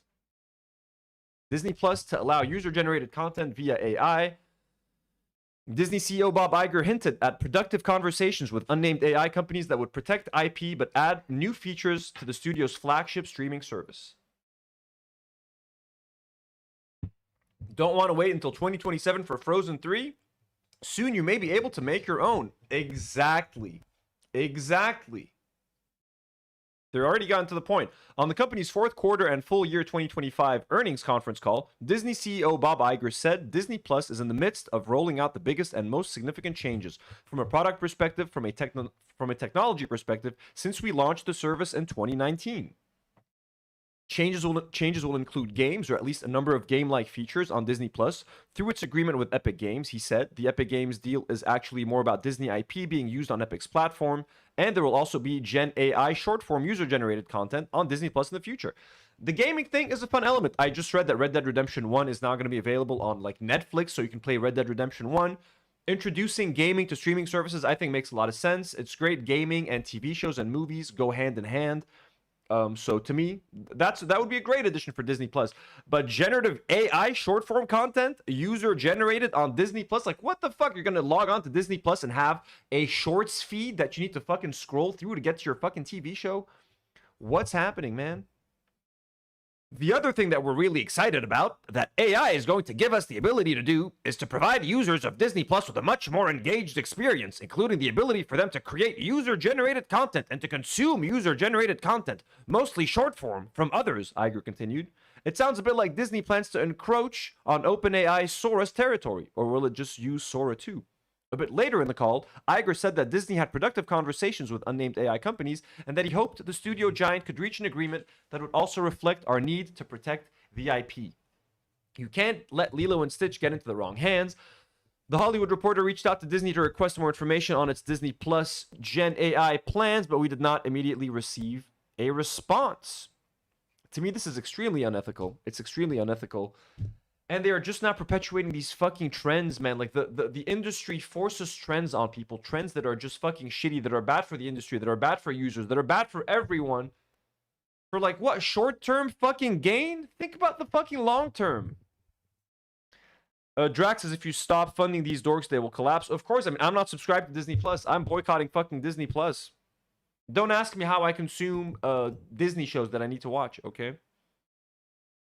But it's fucking insane. Have I missed any super chats, by the way, or anything like that, folks? Ooh, Delia Carmen gifted 1 Do Not Worry membership. Well, thank you so much, Delia. Very kind of you. Very kind of you, Delia. W's in the chat for Delia. Sorry, I was a little bit late. So, I mean, what do you guys think? Are you guys excited to make... I mean, I just hate AI stuff, man. When AI first became a thing, I went on Midjourney, I went on all those fucking things, and I generated a couple of photos, like, just to see what the deal was up. My job was really trying to push AI on us, trying to get us to use AI when we were making pitches for TV shows. This is what, like, I come from the world of TV.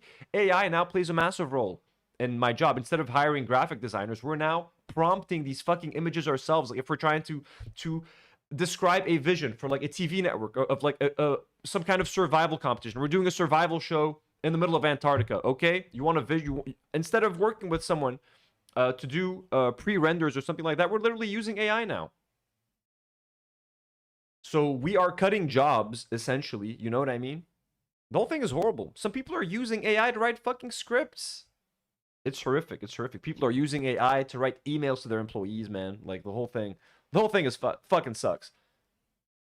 And...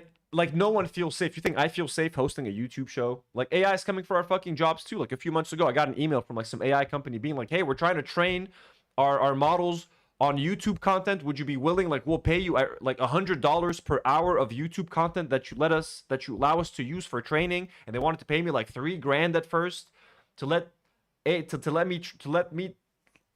get access to my content, to let them train their AI model using my YouTube content. It was fucking insane. Obviously, I said no. So anyways, that's the AI stuff. I hate it. I hate it. let's see what's next. Ooh, let's get into the Michael Jackson and Sydney Sweeney stuff, shall we? This stuff is fucking funny. I love how seriously all this Michael Jackson stuff is turning out to be. Girl, close your eyes. Let the music get into you. Got to feel that beat, and we can ride the boogie. Share that beat alone. I wanna rock with you all night. As you into the sunlight, I wanna rock with you. Just a little bit of Sweeney. Just a little bit of Sweeney. Just updates on her flop. We gonna dance the night away. Shimona.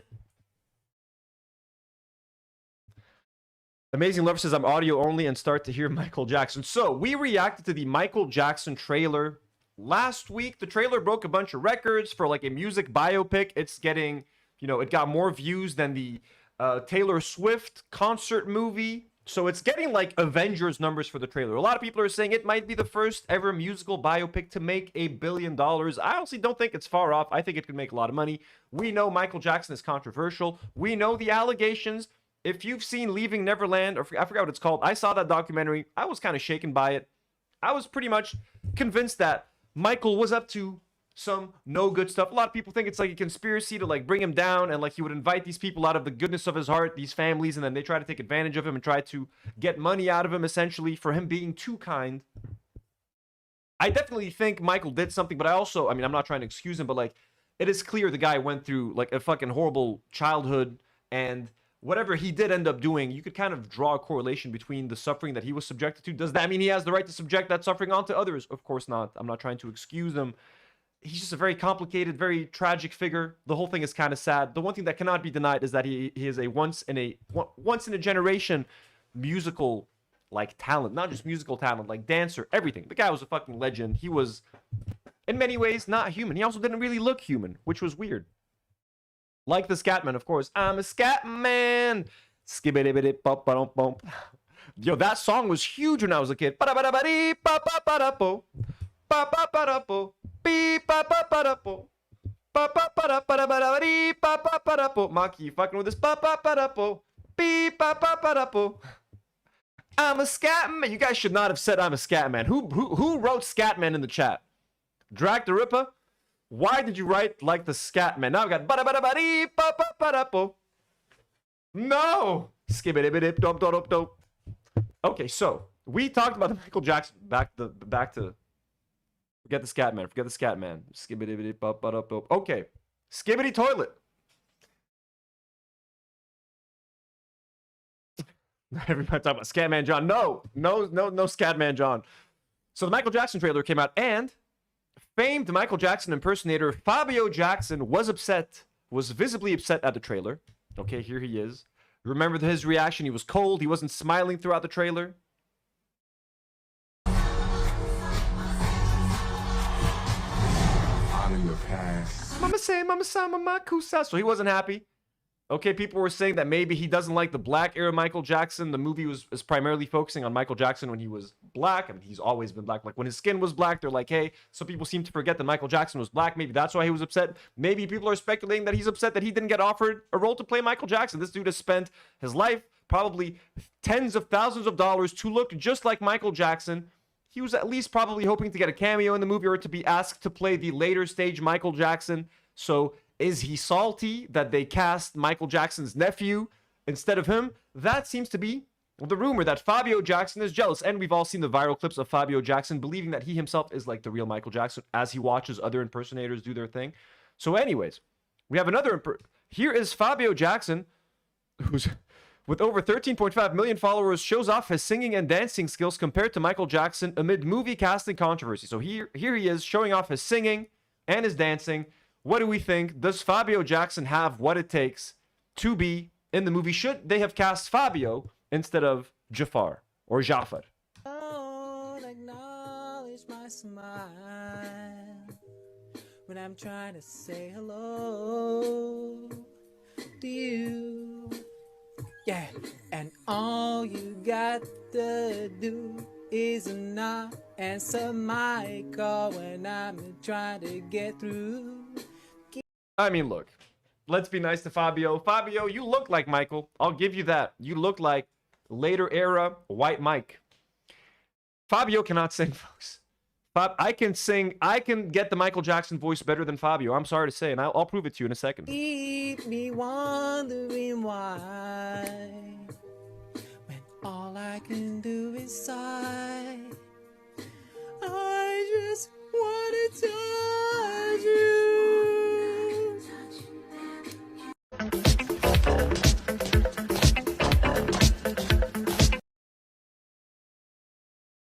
Look, he's better at dancing for sure, but even the dancing isn't that good. You know what I mean? Even the dancing.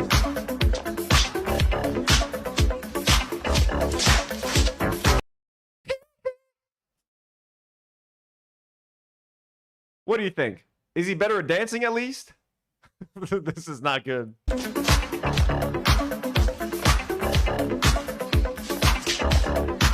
I have a soft spot for impersonators. I wrote a TV show. I didn't write the full thing, but I wrote a pitch for a television show about an impersonator. And I have a soft spot for these fucking people. And like, I already have, like, this is already making me think of like a great idea for a TV show. And I wish I could just tell you what it is, but I'm afraid that like someone will rip me off and like do the idea. But it's a fucking great idea, and it all revolves around like an impersonator of like a famous singer. That's all I'll say. Can someone look up if I pitch a TV show on a YouTube video and I like date it? If someone steals my idea, can I use the YouTube video as proof that it was my idea? Then I'll fucking tell you what the TV show is, because it's fucking sick. I'll just say that.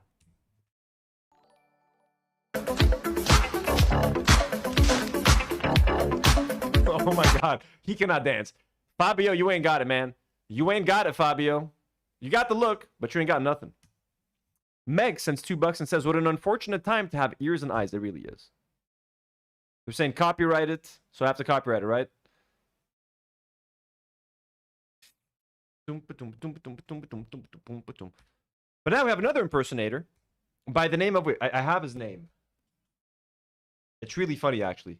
So this is Fabio Jackson. We have another impersonator called Michael Trapson. So we got Fabio, who kept the last name, but is Fabio Jackson. And this is Michael Trapson. Nah, it'll get stolen. All right, I'm not going to say it. I'm going to copyright it, and then I will pitch my idea. And I might actually change it to Michael Jackson. So let's watch. So this person, Michael Trapson, says that all MJ impersonators should fall in line and support the movie Michael. It's not about you. It's about Michael Jackson and his family, seemingly responding to Fabio Jackson. So he's telling, hey, Fabio, get your ego out of this fucking thing. This ain't about you, Fabio. Out there fucking bitching and, you know, complaining about casting Jafar. Shut up.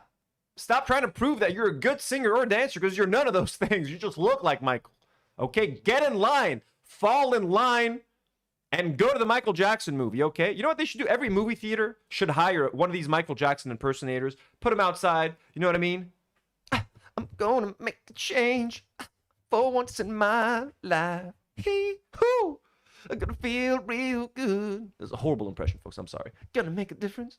Gonna make it right. What's good, y'all? It's your boy Michael Trapson here. I just want to say, if you're a Michael Jackson fan, fanatic, lookalike, tribute, and Michael Trapson, what do you guys think? Who's a better lookalike, Michael Trapson or Fabio Jackson?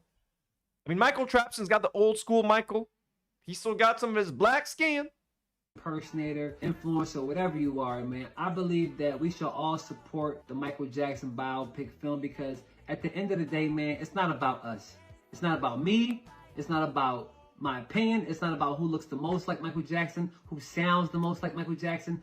Politics says, yeah, but Michael Jackson didn't end up looking like Michael Jackson himself, so give Fabio some credit. No, Fabio looks the part. Fabio, spitting image of modern day Michael Jackson. Not full modern day, but like, you know.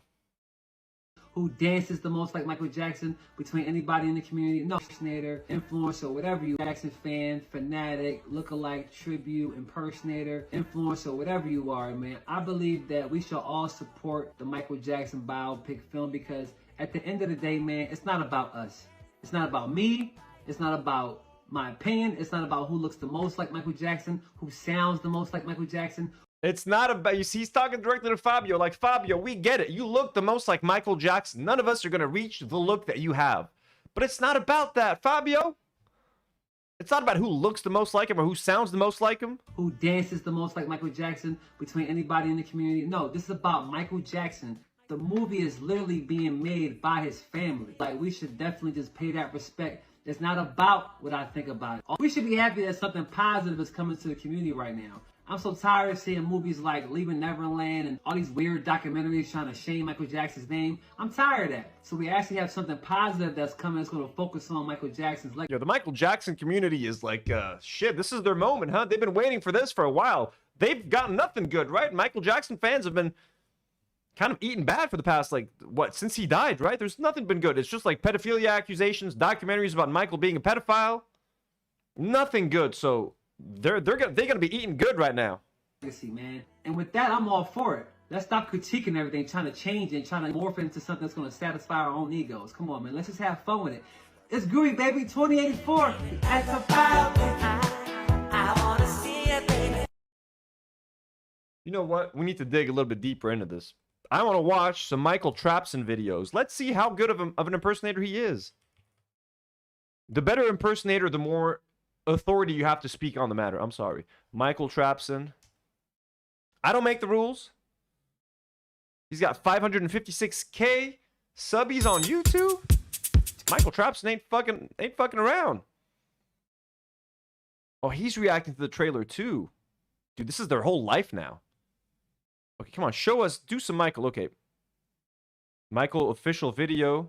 Michael Trapson. It's the long road to the biopic. It's the long road to the biopic. It's the long road to the biopic. It's the party right before all the magic. So put your loafers on and grab your sparkling jackets. It's about to be a movie. You know I ain't capping, no, no. It's really going down. Michael biopic. I want to see. He doesn't look like it. I don't know. Michael Trapson. I'm sorry, Fabio Jackson has more authority to speak on the biopic than you. I'm not convinced. Okay, he's going to do a Michael Jackson dance freestyle.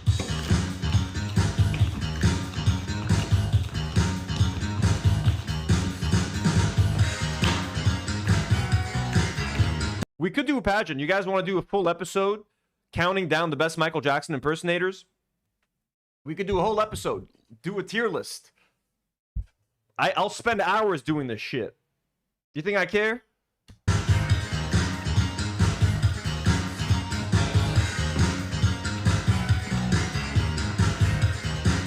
I'm pretty sure we have a Lebanese. Oh my god, let me look into a Lebanese Michael. I need to write this down in my notes right now. I think there's a Lebanese Michael Jackson impersonator, if I'm not mistaken. We have all kinds of impersonators here. Let me just write it down. Lebanese MJ impersonator. Bro, that would be so fucking funny. Oh my god. I need to post on Instagram. I need to post, like, I need to ask people on Instagram if there's a Lebanese MJ impersonator. We'll do the tier list with the Lebanese Michael Jackson impersonator. We will bring a Lebanese Michael Jackson impersonator and have him help us choose the best impersonator.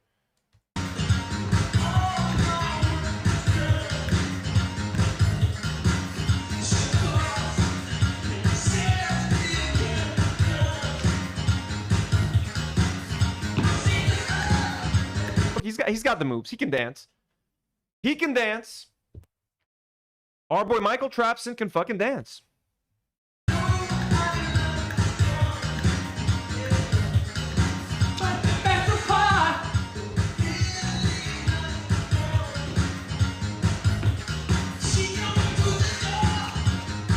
Okay, Michael Trapson is good. What's the other guy? Fabio.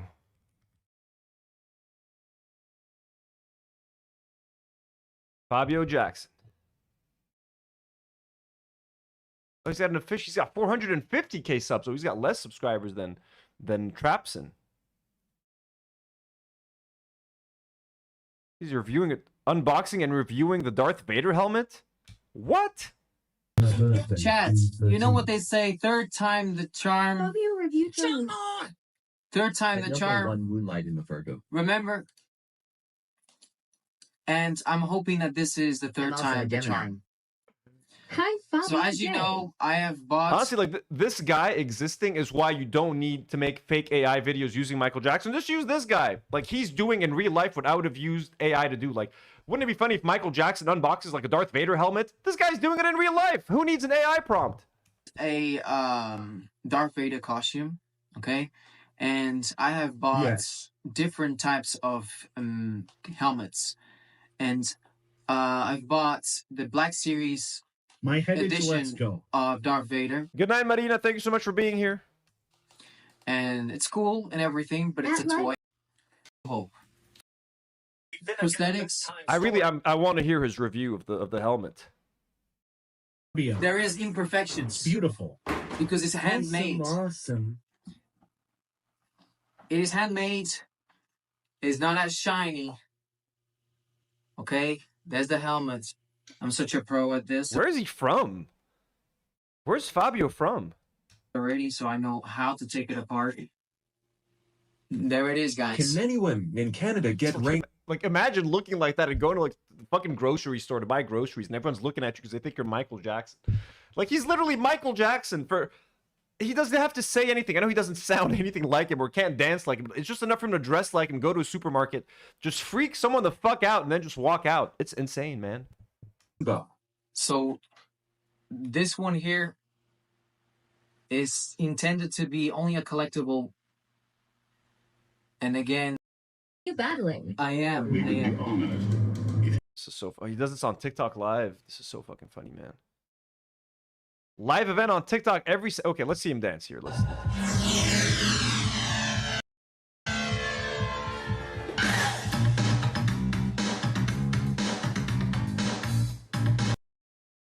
Dum-dum-dum, dum-dum-dum, dum. But a back date.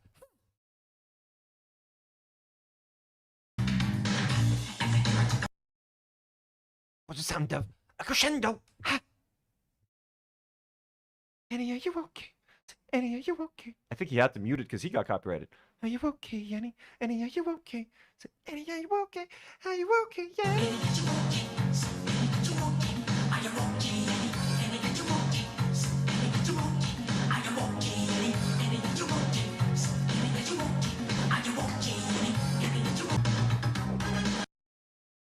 Okay. He's not, I mean, look, not bad. Anyways, that's it with the Michael Jackson thing. There's a civil war brewing. You got Michael Trapson being like, just shut up and fall in line, Fabio. Fabio's being defiant, being like, fuck no. I'm better than Jafar Jackson. Look at my moves. I can do it. Why did they just fucking cast me? Hey, Anton Fuqua, cast me.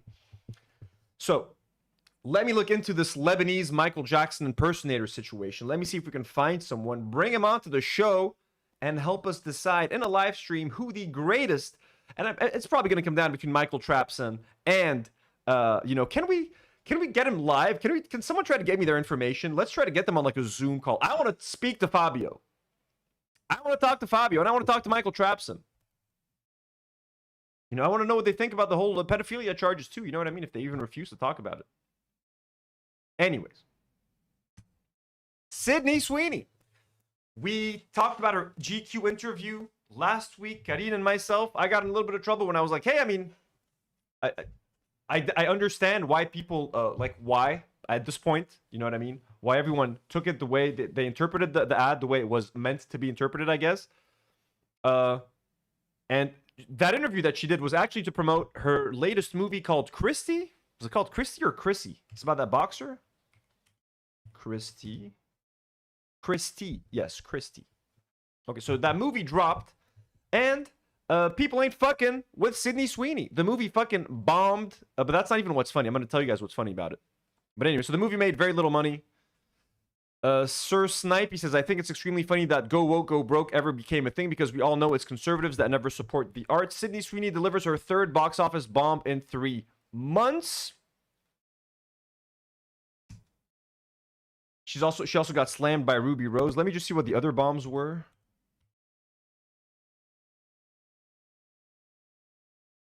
Are you okay, Annie? Annie, are you okay? Annie, are you okay? Are you okay, Annie? Annie, are you okay? Could you tell us that you're okay? So she had 2 other bombs this year, Americana and Eden. They all made like very little money. But to be fair to the movie Christie, I don't think Sydney Sweeney was the problem. I think they literally barely marketed that movie. I didn't even know it was coming out. And I follow movie news, all that sort of shit. I forgot it was even coming out. So yes, it did get a wide release into like over 2,000 screens. But it was very barely marketed or promoted at all. So it's not the kind of movie that would have made a lot of money to begin with. Everyone, be honest with yourselves. That's not to say that people didn't that some people didn't avoid watching the movie because they hate Sydney Sweeney, but all I'm saying is it's not like the kind of movie that would have made a $20 million opening weekend. It seemed like a small, very limited movie. But the fact that it like was one of the 10 biggest flops of all time was noteworthy. But that's not the important part here. What's funny is that Sydney Sweeney came out and made like a statement about the flop of the film. She said, "We don't always just make art for numbers. We make it for impact, and Christie has been the most impactful project of my life. This film stands for survival, courage, and hope. Through our campaigns, we've helped raise awareness for so many affected by domestic violence. We all signed on to this film with the belief that Christie's story could save lives. Thank you to everyone who saw, felt, and believed, and will believe in the story for years to come." Literally, all 6 of you. All 6 of you who went to the matinee screenings of Christie.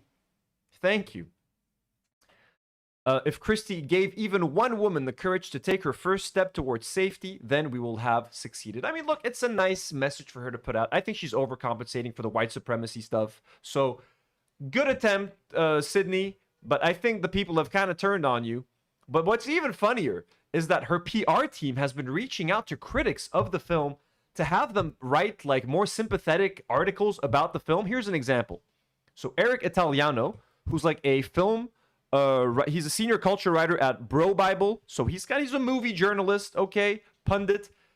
He shared this email that he got from Sydney Sweeney's PR team, which is very pathetic, I must say. He says, "Got this PR email today. Never got one like this before. Her team's down bad." And here's the email. "Hi, Eric. Would you please mind updating the headline for us to say that despite low box office, the audience has spoken.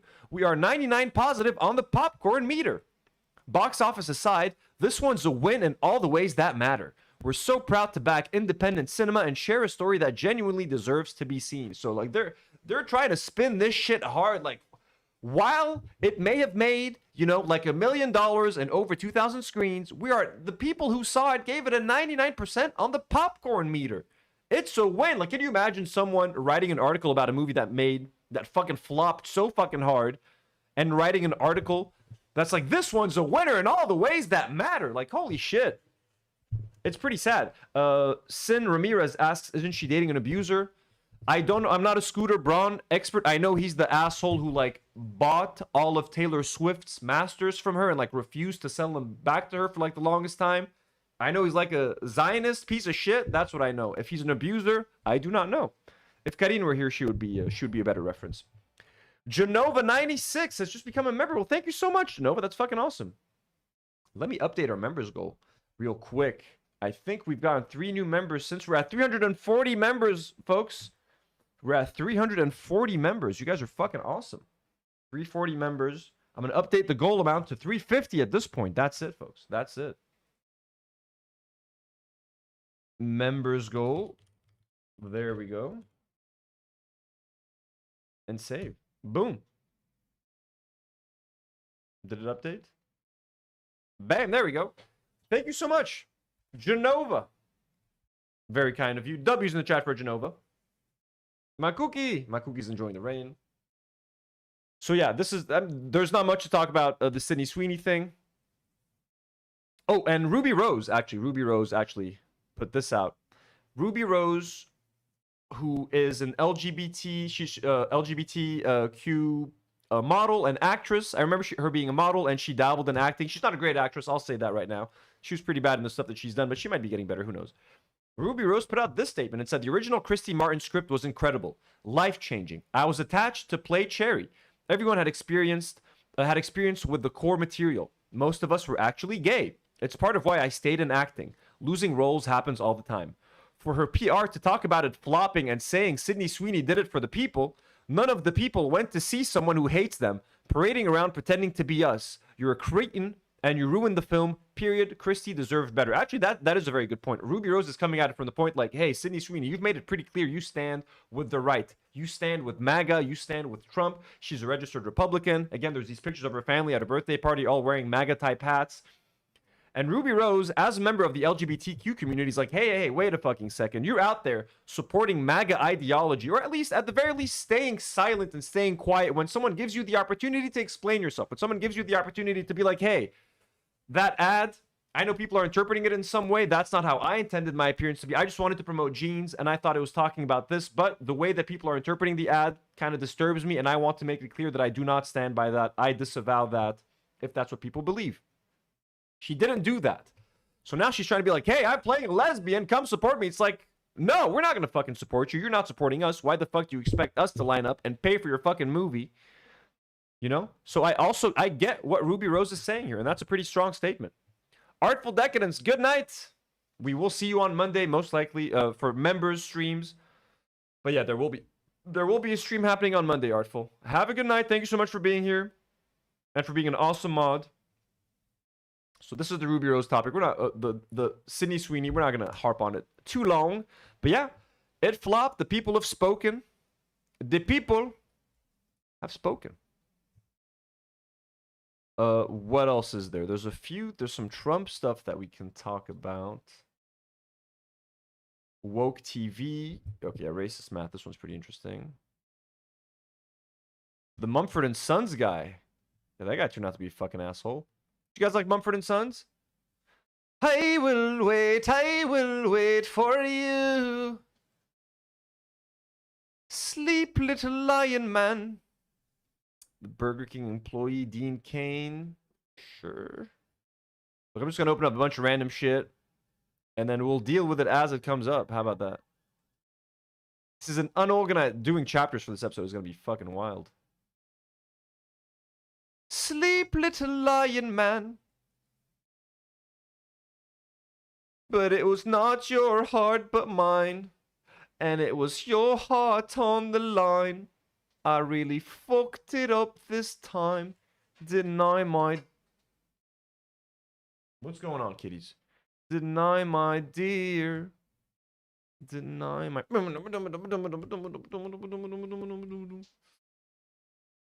Just opening up some links. But it was not your fault but mine. And it was your heart on the line. I really fucked it up this time. Didn't I, my dear? So people hate them, apparently. Okay, shit. They had a couple of good songs, man. Back at their first album. Their first album was fucking good. Someone said peak millennial, clap, stomp music. I can taste 2014. It was very millennial. Genova 96 with a $20 dono. Holy shit, that's so generous. Genova, that's way too kind of you. Says, I feel very lucky to have found your work. I love the podcast, and I'm excited for your increasing success. You're awesome, Anthony. Well, Genova, thank you so much. It is refreshing to hear. All I hear was that I've been on a downturn. We've been eating shit recently, so thank you so much. Welcome to the community. You're a valued member. Don't ask what I think about certain topics, and then I think we'll be fine. By certain topics, I mean one very specific topic. W's in the chat for Genova. Yeah, clap, stomp music is a very accurate way. They had a very good song. What's it called? Like in the cave, like, what is it called? Fuck. How was it? It was a very nice song. Lie No More, Lie No More? Fuck, what was it called? The Cave? Cry No More, Mumford. Sigh No More. Ooh, Thunder. Like, wait, we're getting copyrighted anyways, right? I'm gonna play you guys a Mumford and Sons song that I used to love. Sigh No More. Mumford. He had a lot of good songs. This was one that I really liked.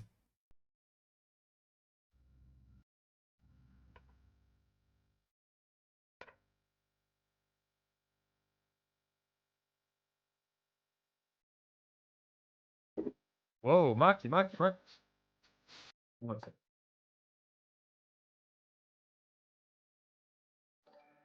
Oh my god. Holy shit. Maki. Crazy bastard. Holy shit. Holy shit. We just avoid. Maki opened the fucking window. Maki just opened the window and I think was standing out in the rain on the AC unit right outside the window. He opened the fucking window. Do you guys understand? My cat does not open windows. He's figured out how to open doors a couple times. He's hopped on the door and opened the door. He just opened the fucking window and I'm on the second floor. I live in an apartment, so like it's scary to me. My old cat Leopold jumped off the 8th floor once and survived. He jumped and survived an 8-story drop, broke his 2 hind legs though, and needed like fucking surgery. That was fucking terrifying, man. I just heard him making weird noises behind the curtain. I thought he was just hiding behind the curtain trying to listen to the rain. He fucking opened the window. Maki, you're crazy.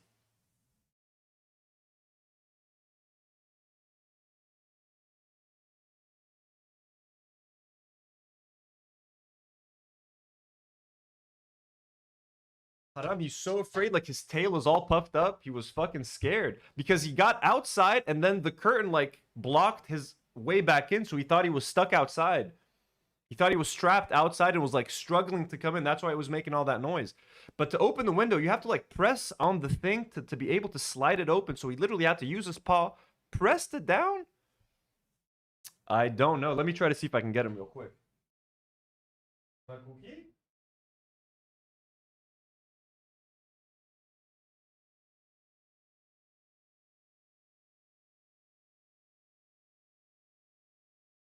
He's okay.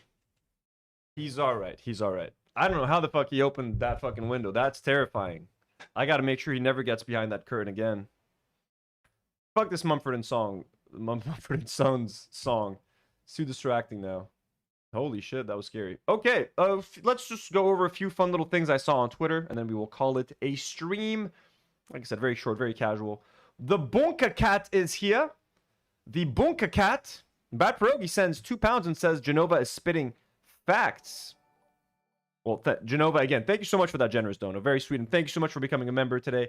And we got the Bunka Cat in the chat. I want some love for the Bunka Cat. Has he watched you open it? No, he hasn't. He's seen me open doors. That's how he figures out the door thing. He's never seen me open that window. What I'm starting to think is that maybe it wasn't properly closed. But no, I never opened that window. And we opened it last when we smoked cigarettes. And then I fucking closed it. You guys saw me open and close this window when we smoked with the whole crew like 2 weeks ago. Time to Viking Unicorn sends $2 and says this is to Maki proof the windows like for toddlers. Thank you. I know, right? I never thought I'd have to do that. That's fucking scary. Thank you so much, guys, for the concern and support. I saw this tweet. You know, this makes me laugh. Every time I see people complaining about having minorities in TV shows, it makes me laugh. This is another example of people complaining about woke TV. So this person, I was watching Netflix's new series, Death by Lightning. It's set in Chicago, 1880, and this establishing scene pops up. This is the picture he's talking about. So this is the establishing scene. Obviously, he saw like a black person and freaked the fuck out. So what did that person decide to do upon seeing 3 black people and an Asian lady? So the series is called Death by Lightning. It's set in Chicago, 1880. In the foreground, you see an Asian woman, 2 black men, and a one-legged man all walking together downtown. Oh, even the one-legged man couldn't get away from his discrimination. Shit. It immediately stuck out to me. So I looked up the actual demographics for Chicago in 1880. Here's what the numbers say. Chicago's population, about 503,000. Black population, 6,500, about 1.3%. Chinese population, 172 in total, about 0.03%. Chinese women, about 3% of that, meaning roughly 5 total in the entire city. Disabled / one-legged men from the Civil War era, plausible, maybe 0.1 to 0.2% of the population. Motherfuckers even looking up one-legged people in Chicago in 1880. He's like, hey, Grok, how many one-legged folk were hopping around Chicago in 1880? So if you ran the math on the odds of seeing all of that, an Asian woman, 2 black men, and an amputee in one random 50-person crowd downtown, it comes out to about 0.00016, or roughly 1 in 640,000. In other words, Netflix made a scene that's about as statistically likely as spotting a UFO on your morning commute. But hey, at least the diversity box got checked. And this is the image again that drove this person mad. Like he was just trying to fucking sit down and watch a fun show on Netflix. Cold, rainy night, unwind. Let's see what the series is about. 2 seconds in, 3 black people and a Chinese person and a one-legged man. Pause. Nope. I need to ask Grok. This is racist. Literally. So the tweet that I saw that made me laugh was like someone quote tweeted this fucker and said, saw minorities in a show and started doing racist math.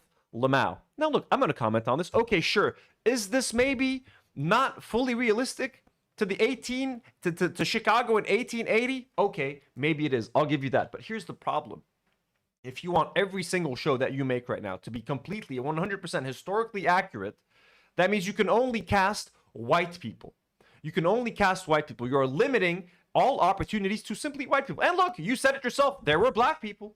It is not statistically impossible for this to happen. Unlikely to have 3 black people in the foreground of a shot? Maybe. Not impossible. Your math says it. Your math fucking shows it. The numbers show it. There's a you said there's 1 in 650,000 shot. That this exact thing happens where 2 black men, a black woman, an Asian lady, and a one-legged man are walking together. They so happen to be filming on that day. The day that it happened.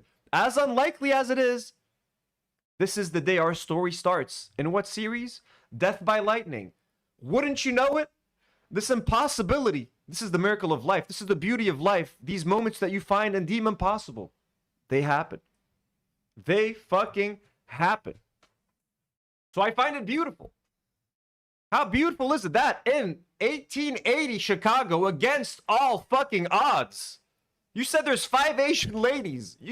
She's there, man. That's 1/5 of all the Asian ladies in Chicago. There she is. This is the 0.1 one-legged people. There he is. You should celebrate.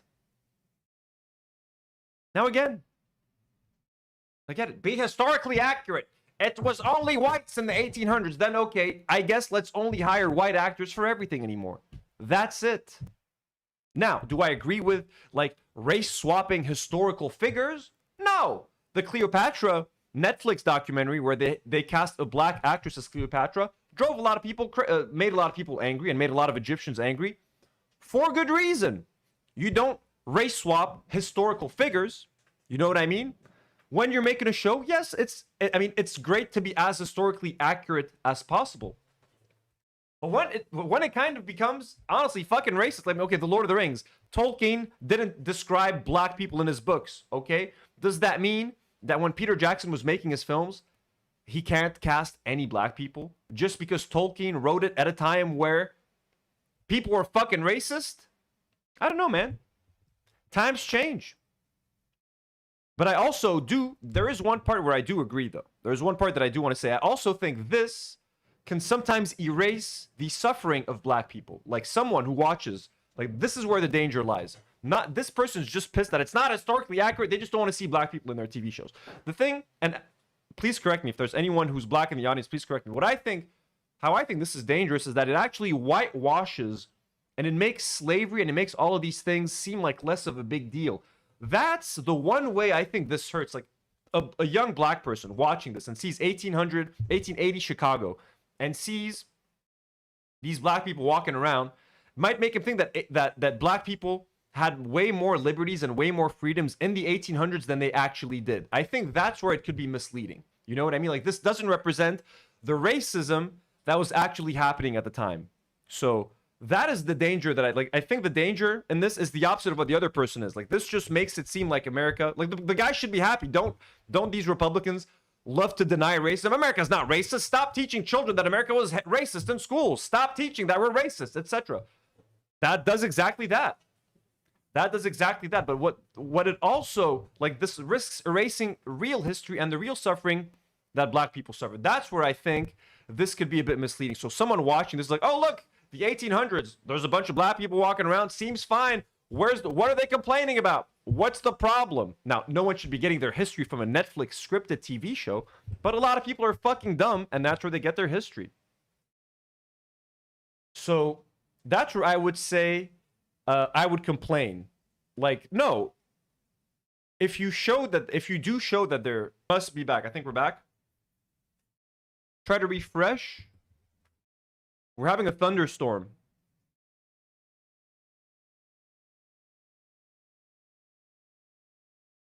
I think we're back, right? It's not working?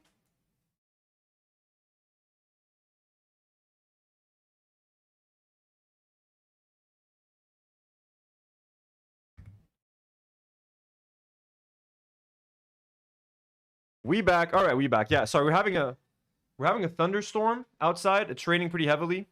So, yeah, I can see the qualities dipping on my side over here. I think we're coming back bit by bit. Okay, nice. So, yeah, and back to the topic. I think this person's complaining for the wrong reasons. We know what this guy's complaining about. Woke, DEI, they're trying to make a black Ariel. They made Snow White Mexican. Whatever the fuck these people are saying, he's that kind of guy. But I think they're actually harming like African Americans by doing this because it is sort of making racism seem like less of a big deal. You're kind of making it like, oh, look, America's always been multicultural. We've always been accepting of people. It's like, no, it hasn't. So I think in that aspect, it would be better to... Okay, cool. We back, baby. Let's go. That's where I say it would be better to be more accurate in that sense. At least when it comes to the suffering of African Americans, because slavery was such a big deal in America and it's so traumatic for so many people. So in that sense, I would complain. But anyways, what's next over here? Oh, so this is the guy from Mumford & Sons. The real reason Winston Marshall had to leave Mumford. God damn it.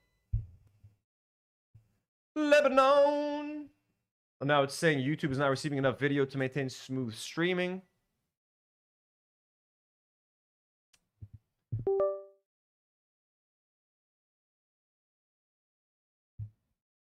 Is this still working? Oh no, it stopped working.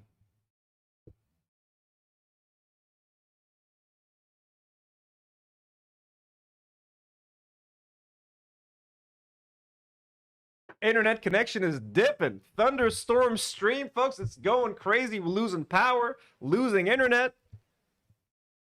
Oh shit. Okay, let's listen to this fucker from Mumford & Sons.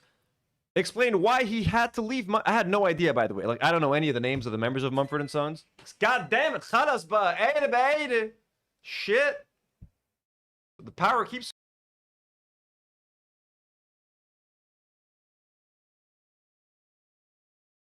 Okay, we're back. Fuck, what is happening? We're back. We're back, folks. Sorry, guys. Let's start this again. So here's this fucker from Mumford & Sons explaining why he had to leave the band. Turns out he was a piece of shit, racist motherfucker. The reason I had to quit Mumford & Sons is because in March 2021, I was tweeting. The reason I had to quit Mumford & Sons is because in March 2021, I was tweeting throughout the pandemic about the books I was reading, and one of the books I tweeted about was Andy Nour, who's American conservative journalist's book about Antifa, documenting the BLM riots of 2020 and the Antifa cells across the states. I was tweeting throughout the pandemic about the books I was reading. The reason I had to quit Mumford & Sons is because in March 2021, I was tweeting throughout the pandemic about the books I was reading, and one of the books I tweeted about was Andy Nour, who's American conservative journalist's book about Antifa, documenting the BLM riots of 2020 and the Antifa cells across the states. I only had 3 Antifa cells across the states? Like, this fucker fell for like the Antifa shit? 1,000 Twitter followers, so this is absolutely insane what happened. But there was just a giant pile on, and then including a lot of musicians that I'd worked with before, some of whom had my phone number and yet decided to be part of that pile on instead of calling me. I know. I make a point of... They're like, fuck you, man. They don't want to fucking call you. They don't want to be your fucking friend. You're like, oh, BLM. The BLM movement is all over the place, and these Antifa cells hidden Antifa. Like, what are you talking about, man? I'll never attack anyone on Twitter if I've got that. And yeah, you're British. Why the fuck do you care? Why the fuck do you care about Black Lives Matter in America and Antifa in America? Phone number. Interesting. Because I'm like, I can always just address them, or I won't write articles about people. The pylon was political because I by extension, was critical of BLM and Antifa. Why were you critical of BLM? Please tell me, what were your critiques of Black Lives Matter? Oh, they were too violent in the streets, you know? It turns people off when you're demanding for your rights in a rude manner. BLM was supported unquestioningly by the music industry, despite what was written on their website being anti-family, anti-capitalist, being anti-family, anti-capital. Oh no, they're anti-capitalist. They're pro-Marxist. When did they say they were anti-family? What the fuck is that about? And those are their dubs. What was written on their website being anti-family, anti-capitalist, dub. Capitalist, being pro-Marxist. Hey, that could be a dub for a lot of people. I'd read all the BLM literature long before Patrice Carncolors, all of that, and it's explicitly Marxist, and a pure evil doctrine as far as I'm concerned. Anti-Zionist. The BLM doctrine is a pure evil anti-Zionist. Oh, look at that. Oh, it's also anti-Zionist. Yeah, that was the worst part. It's and a pure evil doctrine as far as I'm concerned. Anti-Zionist. What's interesting now is that a lot of my progressive Jewish friends are suddenly realizing how terrible this woke stuff is because they've turned on them. But his Jewish friends have realized how terrible it is because they've turned on them. Your Jewish friends are only being turned on if they're Zionists. If they support the genocide in Israel, then yeah, we're gonna turn on them. Dumb fuck. They were anti-Zionist. Some of the BLM Bunker Cat says, why is he dressing like a Stark indoors? He does look, oh my god, he looks like Rob Stark. He looks like Rob Stark. Red Wedding, anyone? Leaders in Britain were on pro-Palestine, anti-Israel marches back in 2020 and 2021. Like, this isn't anti-Zionist. Terrible this woke stuff is because they've turned on them. But they were anti-Zionist. Some of the BLM leaders in Britain were on pro-Palestine, anti-Israel marches back in 2020 and 2020. Fucking based! What is he complaining about, you fucking dumbass? What a fucking... Some of these fucking terrible people were pro-Palestinian before October the 7th, before genocide happened. Isn't that crazy? They were anti-Zionist before it was cool to be anti-Zionist. What is that? 21. Like, this isn't like a revelation. Like, this was always clear what they stood on Israel. Yeah. And like being anti-colonialist. White people, they hate me. BLM, this thing blew up, and then there was just a total pile on there kept coming after the band. By the end of the weekend, it was a segment on The View and Tucker and like... ATT says, why you always mock how people look? I think you can do better than that. All I said is he looks like Rob Stark. Rob Stark's a handsome fucker.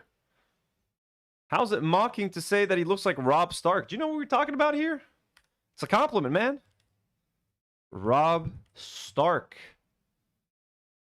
Apparently, folks, saying that he looks like him is an insult. Ya ahla wa sahla.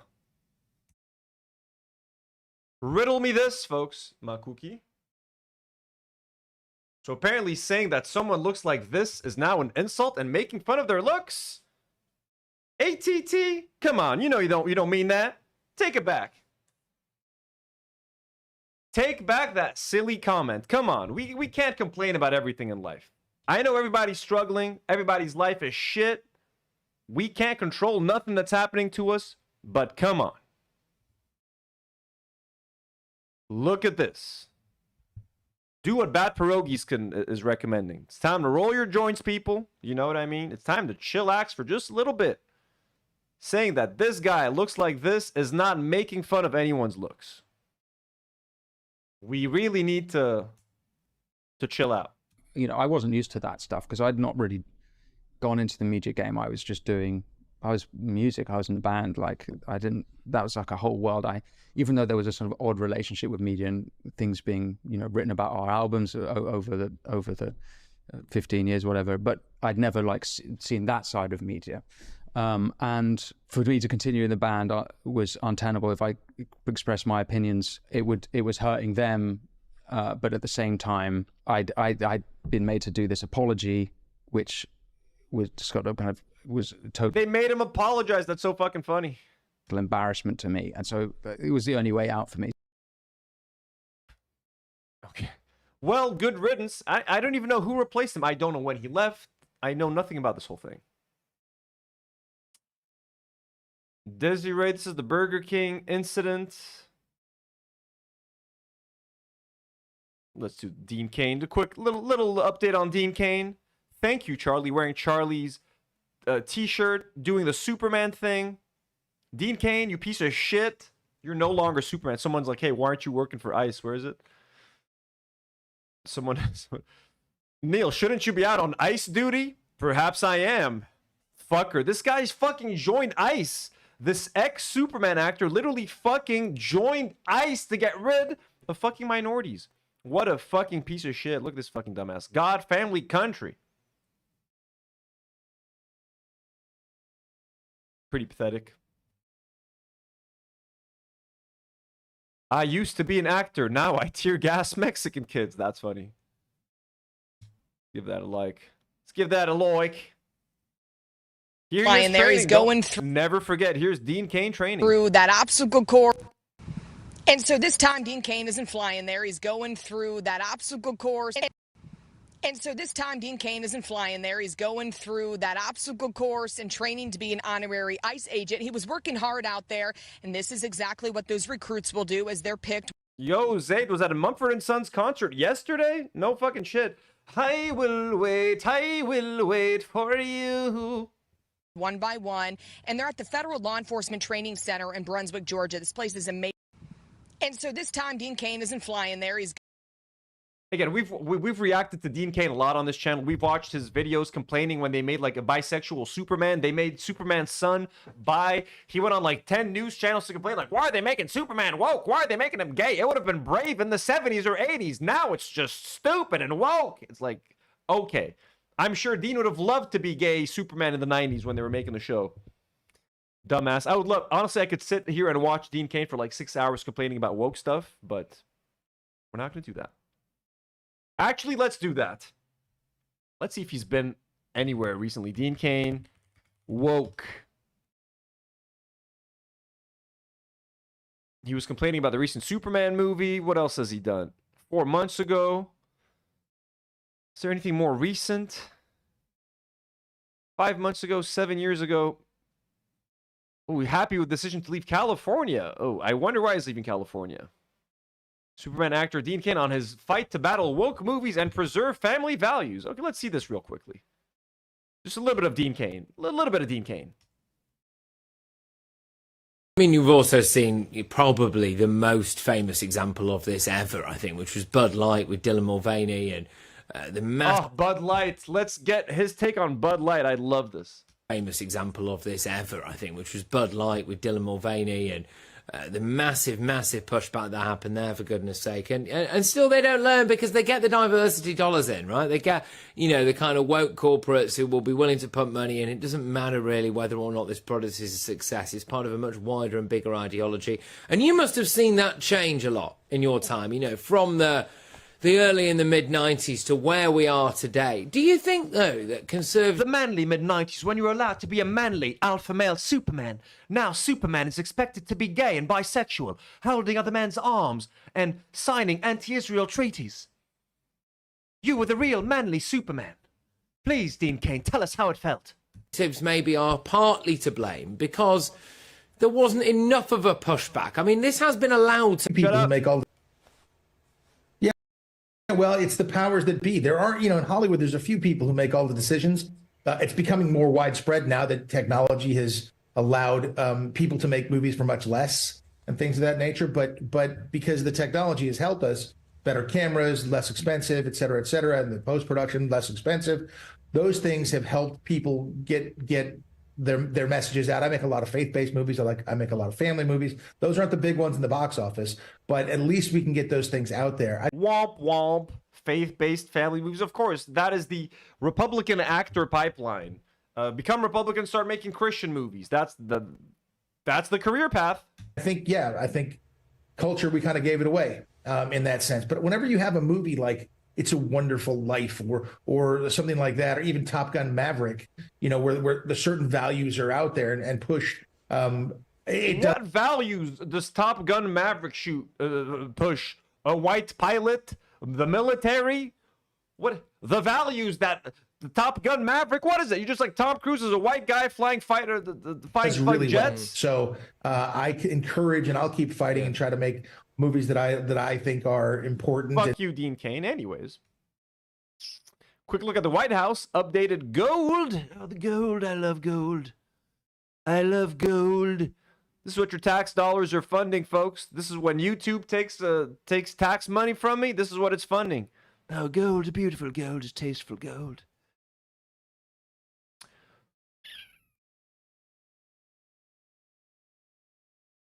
Oh, what's this guy's original tweet?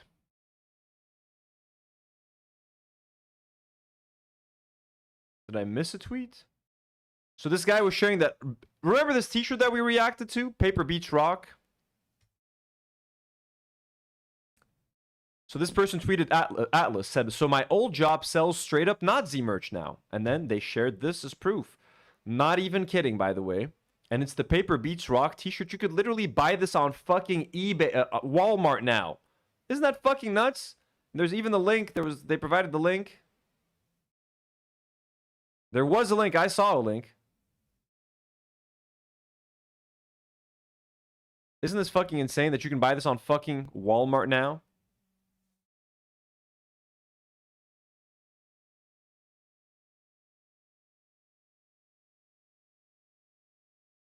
This is America. Let's try to find this actually.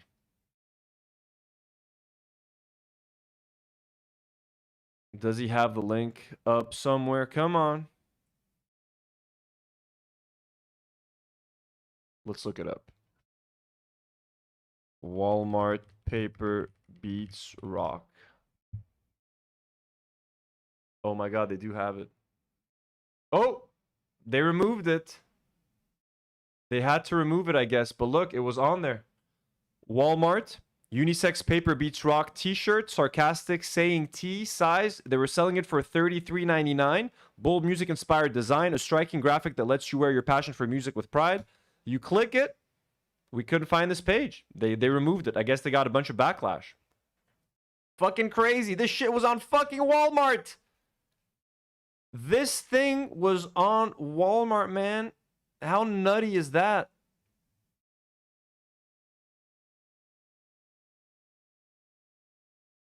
Nuts. Okay, Trump getting booed.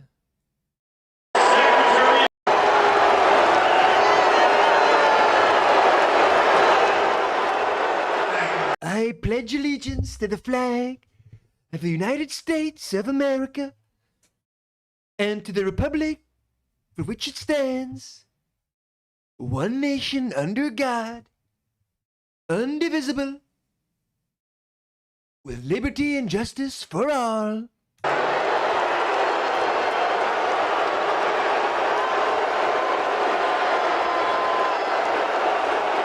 That's gotta be fucking embarrassing. Please raise your right hands. I, and state your name, do solemnly swear that I will support and defend. Wait, did I miss the names thing?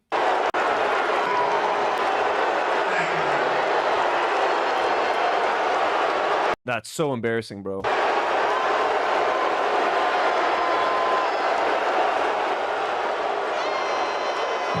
raise your right hands.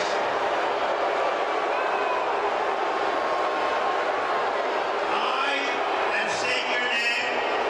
I state your name. Oh my god. Do solemnly swear that I will bear true faith of the officers appointed over me according to regulations. This is so embarrassing. Ugh.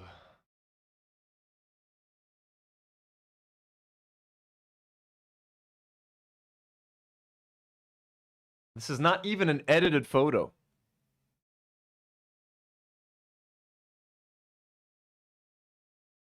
Isn't this fucking insane? Like, he's doing blackface, straight up. This is straight up blackface, isn't it?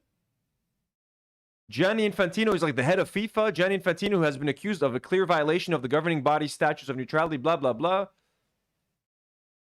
This is a real fucking picture, man.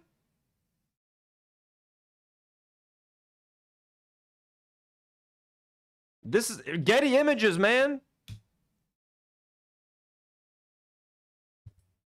What the fuck? Like, I knew he's using fucking bronzer, but like this? Insane, insane.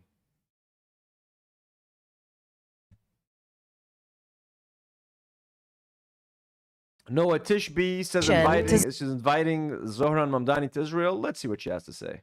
I want to here extend an invitation to Zohran Mamdani to come visit Israel. Shanna's right. Shanna says, no, Anthony, it's not blackface. It's a beauty product from China. That's right. That makes it okay. Thank you, Shanna, for correcting me. How could I be so foolish? We want to take Zoran to the young adults neighborhood in Kfar Aza. We want to show him around and what it's like. We want to take him to the Otef. I want to here extend an invitation to Zoran Mamdani to come visit Israel. Wait, too loud. Sorry, guys. I don't know why it's so loud. On behalf of Zohran Mamdani, I would like to tell you to fuck off and reject the invitation. I want to here extend an invitation to Zohran Mamdani to come visit Israel. We want to take Zoran to the young adults neighborhood in Kfar Aza. We want to.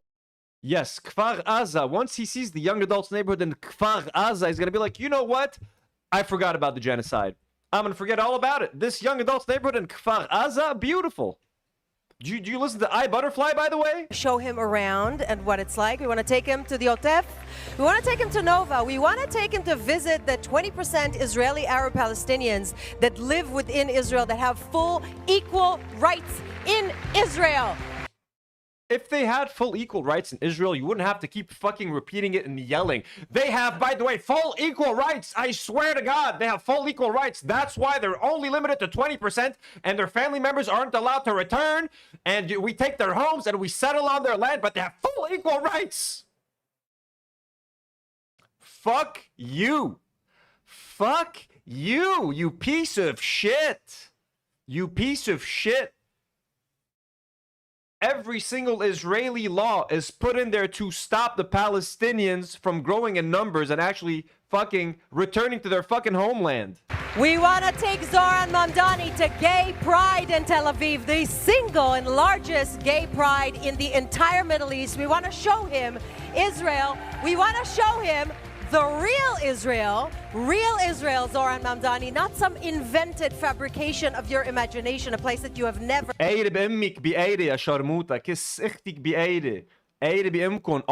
Bro, I'm sorry. These people are so fucking dangerous. These people are so fucking dangerous. Fuck you, you fucking piece of shit Zionist. No fabrications. We know what you've done, you sick fuck.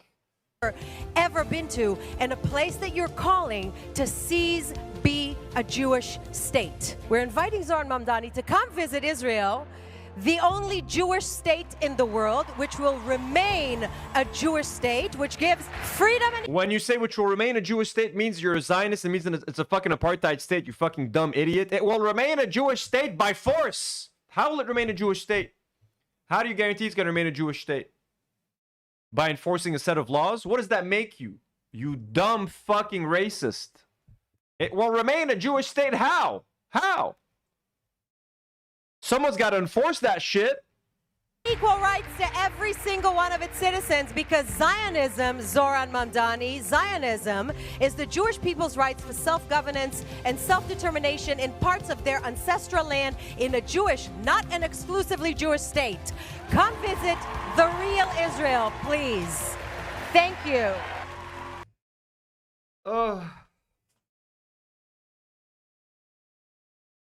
Horrific. I think it's still... We lost power again, but I think it's still working. Anyways, this is getting me tired. All these technical difficulties. Okay, Trump says H-1B visas are necessary because there's not enough American talent. We can skip that. This guy's crying. We can skip that. ICE attacks a special needs person. We can skip that.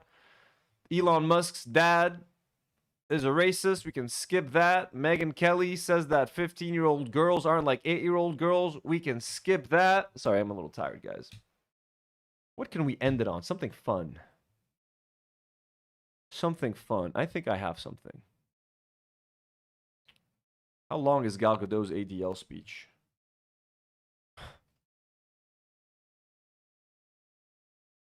$12 minutes? Do you guys want to watch Gal Gadot's ADL speech from 8 months ago?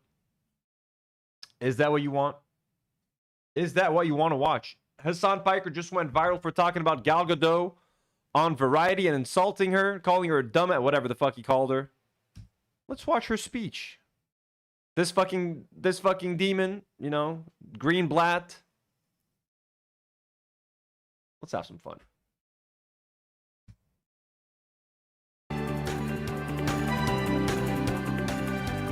Wow. Thank you for this incredible recognition. And an enormous thank you to the ADL. Jonathan, thank you so much for your kind words. As we all know, hatred, intolerance, and bigotry are on the rise. Most of us will never have experienced a worse time for anti-Semitism in our lifetimes. But we should feel safer knowing that the ADL has our backs. So thank you, ADL, for the work that you do for all of us. I don't know if I could do this, to be honest with you guys. I thought it would be fun and funny, but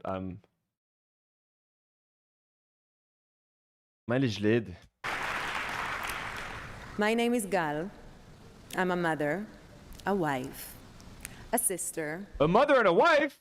Damn, that's the Charlie Kirk combo. Husband and a father.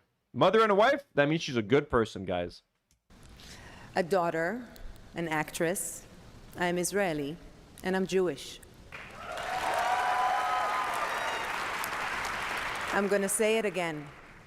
My name is Gal, and I'm Jewish. No one cares that you're Jewish. We care that you're a Zionist piece of shit. Isn't it crazy that just saying that, just expressing such a simple fact about who I am, feels like a controversial statement? But sadly, this is where we're at today. I grew up in Rosh Hashanah, in the center of Israel. My mother was the daughter of a Holocaust survivor.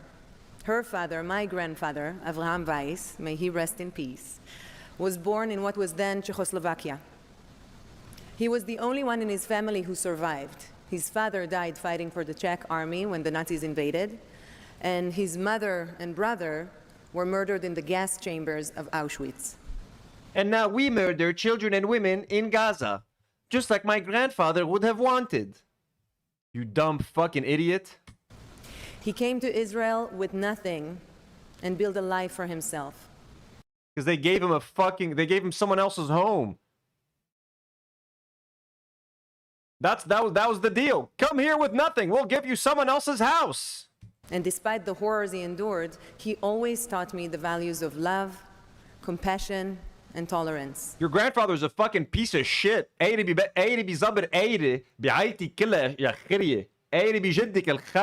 Fucking colonizing piece of shit. Her grandfather is the source of all of this shit. Your grandfather started it. Your grandfather stole the fucking land. He always taught me the values of love, compassion, and tolerance. You don't win anything with anger and check. He was the only one in his family who survived. His father died fighting for the Czech army when the Nazis invaded, and his mother and brother were murdered in the gas chambers of Auschwitz. He came to Israel with nothing and built a life for himself. And despite the horrors he endured, he always taught me the values of love, compassion, and tolerance. You don't win anything with anger and hate, he used to tell me. So he stole the house with love? How did he steal that Palestinian's home? With love? Or with anger and hate? How did he steal that house? On my father's side, I'm the 8th generation to be born in the land of Israel. 8th generation to be born? What? How long is a generation? 5 years? 8 generations? Israel is 75 years old. What do you mean 8 generations? What the fuck?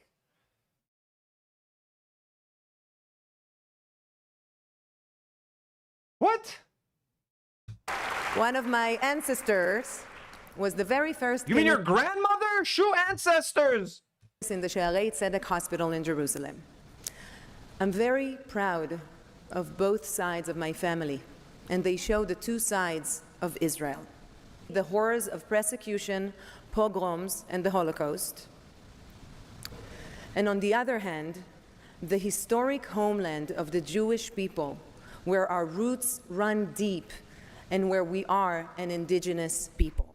Oh my god. Oh my, this is really pissing me off. I should not have finished this with... I should not have ended the stream with this video. What was I fucking thinking? Oh my god. Anyways, look. Just keep in mind, no one's hiring her anymore. She's a fucking joke. Her acting career is fucking done. But I think that... Didn't Louis Vuitton just like... Someone just hired her? Gal Gadot for like a $50 million deal or something? News...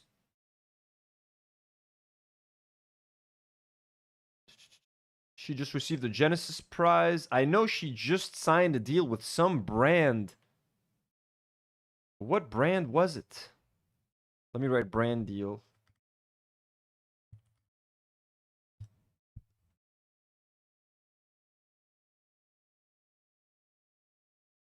Okay, no.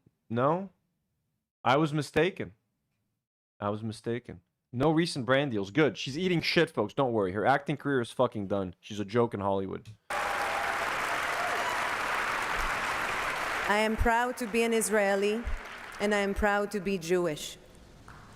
But this is a time when many of us in the Jewish community have had to find our voice and confront the hatred against us, even if it's extremely uncomfortable. That's been the case for all of us in every walk of life and every... Chris says there isn't enough alcohol in my home to get me through this. Oh, I know. Whether you're a smoker, whether you're a drinker, I don't think there's anything to make anyone go through this. Every profession, including my own. I never really wanted to talk about politics. I kind of tried really hard to avoid it because no one wants to hear celebrities talking about political issues, right?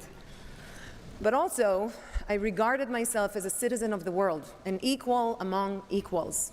I'm Israeli, of course, and I knew that anti-Semitism and anti-Israel hate existed. And like all of us, sometimes I'd caught a whiff of it. But I never thought of myself as being where I came from. It was an aspect of who I am, but it didn't define me. And then October 7th happened, and everything since.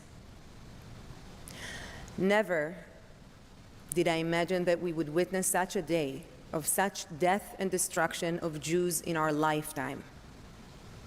And never did I imagine that on the streets of the United States and different cities around the world, there we go, we would see people not condemning Hamas, but celebrating, justifying, and cheering on a massacre of Jews. I know I'm not the only one in this room when I say that this was a wake-up call. And there's the thing. I'm tired, guys. Like, so ain't much reacting gonna happen. What can be said about this anyways? What is there to say? What is there to say? You know, she's Israeli. She was in the IDF. Of course, she's only gonna focus on, you know, her people getting hurt. She doesn't understand why it happened. She can't see Israel's role in what happened on October the 7th. It's not their fault. It's not Netanyahu's fault. It's not the IDF's fault that this happened. No. Here's the thing. However much you tried to avoid it before, even if speaking up wasn't really your thing, none of us can ignore the explosion of Jew hatred around the world anymore. Delia Carmen, who's been a member for 3 months. Thank you so much, Delia, for being a member for 3 months. It's fucking awesome. Says, Anthony, you rock. I'm so glad this channel exists. Free Palestine. Thank you guys for being here. I'm glad you guys exist and for being here with me tonight on this fun live stream. I'm just curious, you know what I mean? Like, but there's another 6 minutes of this. That's what I'm doing. No way I need it. It really is me standing in front of you today, saying simply that my name is Gal and I'm Jewish, and we have had enough of Jew hatred. We will. It's not about Jew hatred. Wahiyat Allah, ya madam. I respect your religion. I respect your faith. I even sang a Jewish prayer last time that I had learned from a movie called Rabbi Jacob, starring Louis de Funès, a French movie. I used to watch it on repeat as a kid and I actually ended up memorizing a prayer from that movie. And